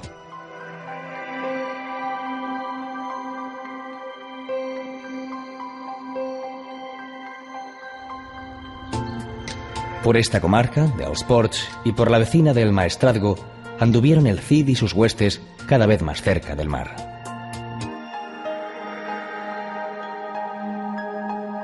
El primitivo emplazamiento de Castellón se ubicaba en el Cerro de la Magdalena, ocupado por un castillo que Jaime I el Conquistador arrebató a los árabes. No eran las condiciones del terreno las idóneas para ser habitado, así que el propio monarca concedió permiso para trasladar la población al llano.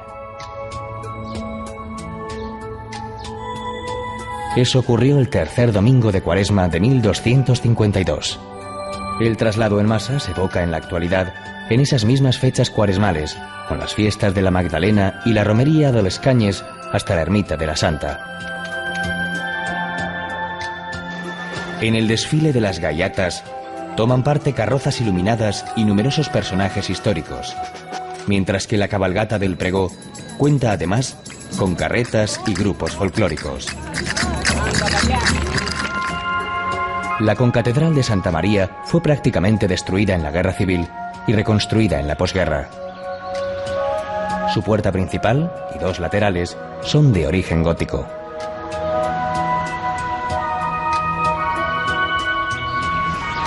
La torre de El Fadrí se encuentra también en la Plaza Mayor, separada de la concatedral. De ahí su nombre, Fadrí, que significa soltero. Es el edificio más representativo. Su planta octogonal alberga 11 campanas. Al formado por el valle del río Jalón. El enorme rosetón que preside la portada da acceso a un conjunto monástico en el que destacan los dos pisos de su claustro. El de abajo, ojival y cegado. El de arriba, plateresco y salpicado de medallones, por el que deambulan los actuales monjes cistercienses. Románico de última hora y naciente gótico se conjugan en una obra en la que, como todas las del Cister, priman la sencillez y las líneas puras. El refectorio, gótico, es la estancia más espectacular, culminada por su espléndida bóveda.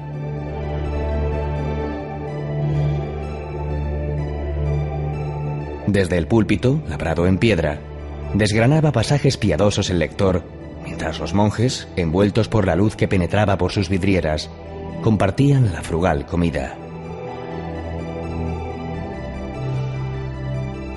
Entre Ariza y Cetina establece su campamento el numeroso grupo de desterrados, convertido ya en ejército victorioso, cuya fama empieza a extenderse.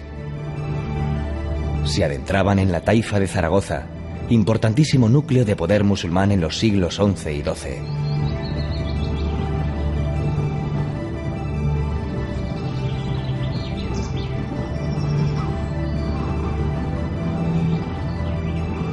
El palacio de Cetina, levantado originariamente en el siglo XIII, no ha dejado de sufrir transformaciones. Aquí contrajo matrimonio en 1634 Francisco de Quevedo con Esperanza López de Mendoza, viuda del propietario Juan Fernández de Heredia.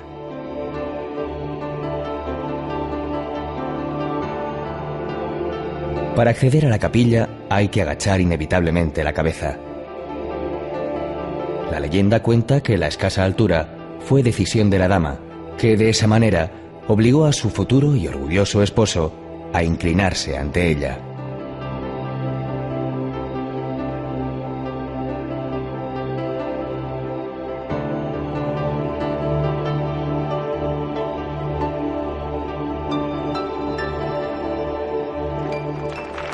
El palacio contempla desde su altura, en la noche del 19 de mayo, el desarrollo de la contradanza, interpretada por 8 contradanceros y un diablo a la luz de las antorchas, en honor del cetinero San Juan Lorenzo.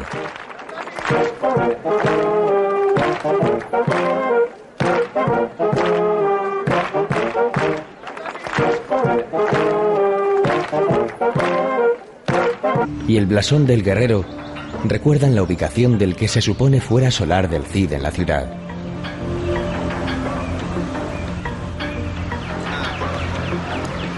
La imagen que recibe al visitante no es la de un hombre abatido, sino la de un batallador impetuoso, espada en ristre, briosa cabalgadura y capa al viento, que emana poderío. En el puente de San Pablo, sobre el río Arlanzón, salen al encuentro 8 personajes relacionados con el campeador. Entre ellos su esposa, doña Jimena, Martín Antolínez, leal burgalés de pro, don Jerónimo, el obispo soldado, y el fiel Álvar Fáñez, primero en decidir que le seguiría en el duro camino recién iniciado. El relato vital se deja sentir en los murales de Bela Zanetti, que adornan el Palacio de la Diputación. Como alférez real, el Cid hizo jurar en Santa Gadea a Alfonso VI que no había tomado parte en la muerte de su hermano. Esto habría motivado la indignación del rey y el destierro. Sin embargo, los datos históricos apuntan a otra causa. El Cid atacó con su ejército privado a grupos musulmanes en Toledo, sin conocimiento del monarca de Castilla y León. Y además, fue acusado injustamente de haberse quedado con parte del tributo cobrado al Mutamiz, rey moro de Sevilla, vasallo de don Alfonso. Por todo ello, en 1081 tuvo que salir de su tierra. No pudo Mío Cid despedirse de esta desbordante catedral burgalesa, ya que su construcción se inició en 1221. Pero sí de la anterior, románica, emplazada en el mismo lugar. Cualquiera que siga hoy sus pasos habrá de adentrarse inevitablemente en esta joya del arte gótico.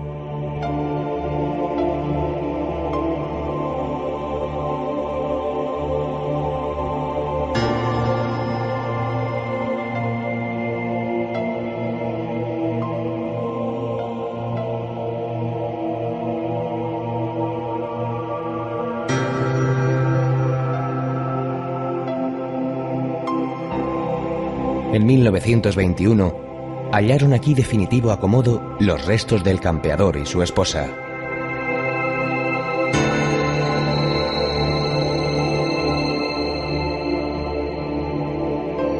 El templo alberga el llamado Cofre del Cid, que, de seguir a la imaginación popular, habría contenido la célebre espada tizona, el altar portátil que llevaba en sus campañas y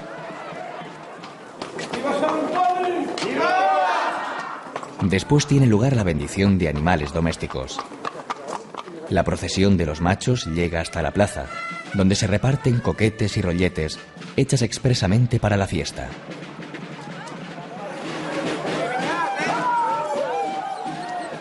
En Morella, capital dels Ports, la llegada de la Virgen de Vallivana reviste una gran emoción. Viene desde su santuario a 24 kilómetros y la ilumina la luz de las antorchas.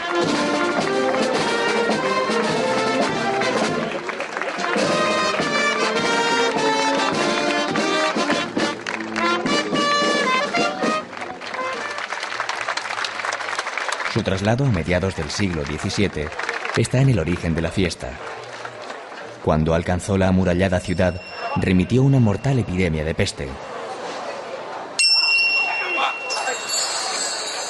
Y desde 1672 decidieron celebrarlo una vez cada 6 años. Había nacido el sexenio.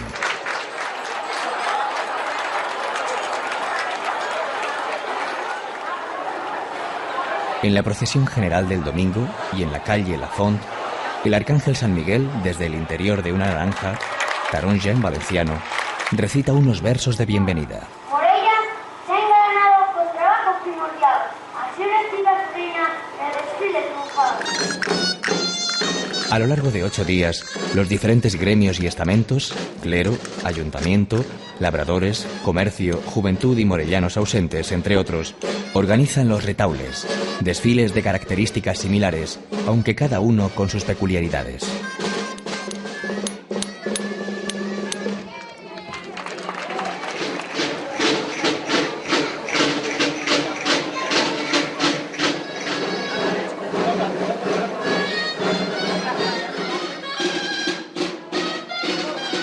En ellos figuran els tourneurs, los torneros, en cuya intervención destaca sobre todo su acrobático salto.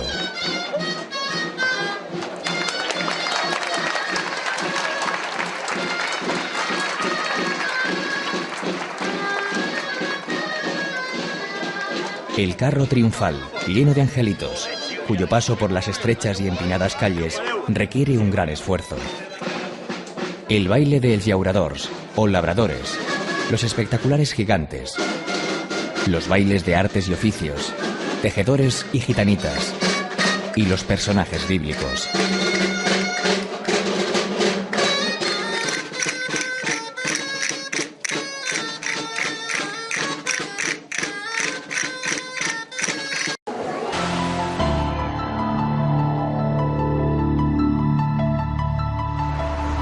Cella aparece repetidamente en el cantar.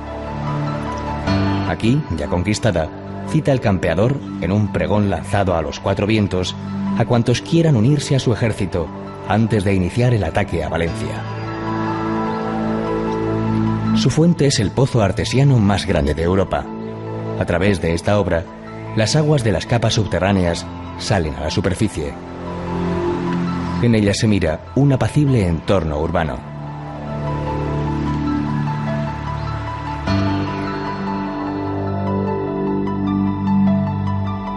El acueducto de los Arcos, en Teruel, fue levantado en 1537 y constituye el nexo de unión entre el casco antiguo y la ciudad nueva. La catedral, llamada Santa María de la Media Villa, es la joya de Teruel, y Teruel es, a su vez, la joya del mudéjar en España, el arte de la tolerancia y el mestizaje.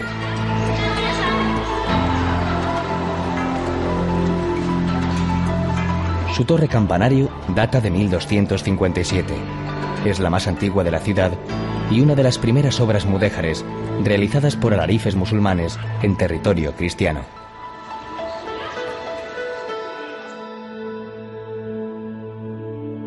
El retablo plateresco de Gabriel Joly está labrado en madera sin policromar.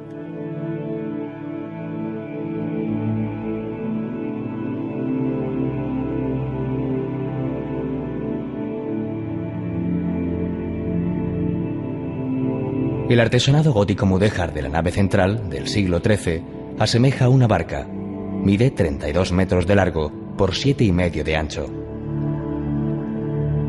En sus pinturas se describe la vida, los oficios y las gentes del Teruel medieval.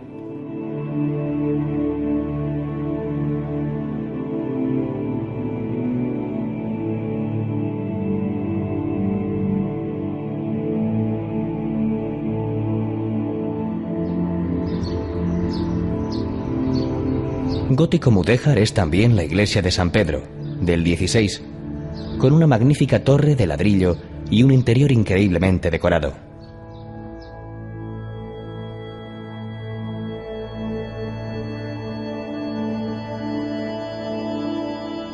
Aquí aparece de nuevo la mano de Joly, quien dio forma al retablo de los santos Cosme y Damián.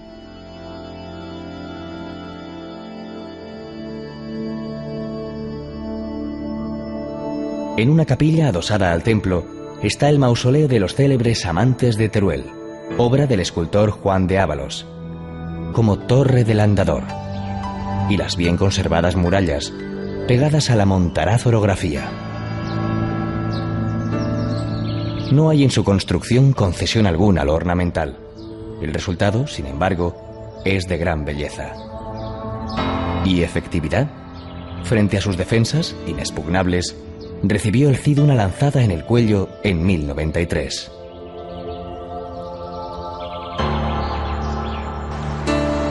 En la Plaza Mayor confluyen las calles principales.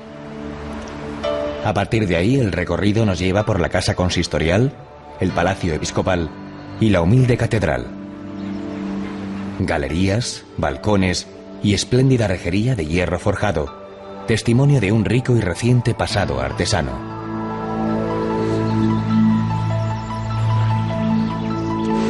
Abajo, la ribera del río Guadalaviar, que abraza la villa, permite un grato paseo fluvial.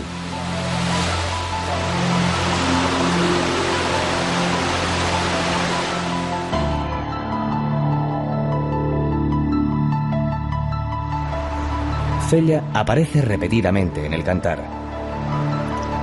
Aquí, ya conquistada, cita el campeador, en un pregón lanzado a los 4 vientos, a cuantos quieran unirse a su ejército antes de iniciar el ataque a Valencia. Su fuente es el pozo artesiano más grande de Europa. A través de esta obra, las aguas de las capas subterráneas salen a la superficie. En ella se mira un apacible entorno urbano.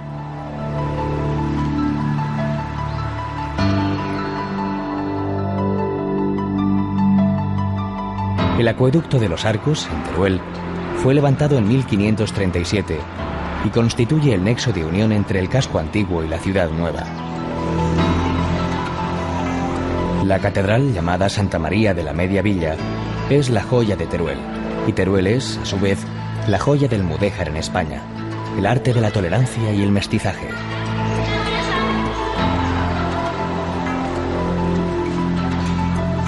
Su torre campanario data de 1257. Es la más antigua de la ciudad y una de las primeras obras mudéjares realizadas por alarifes musulmanes en territorio cristiano.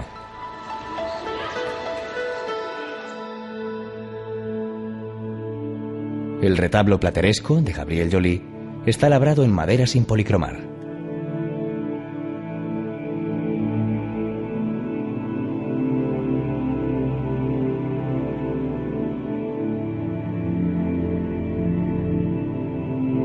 El artesonado gótico mudéjar de la nave central del siglo XIII asemeja una barca,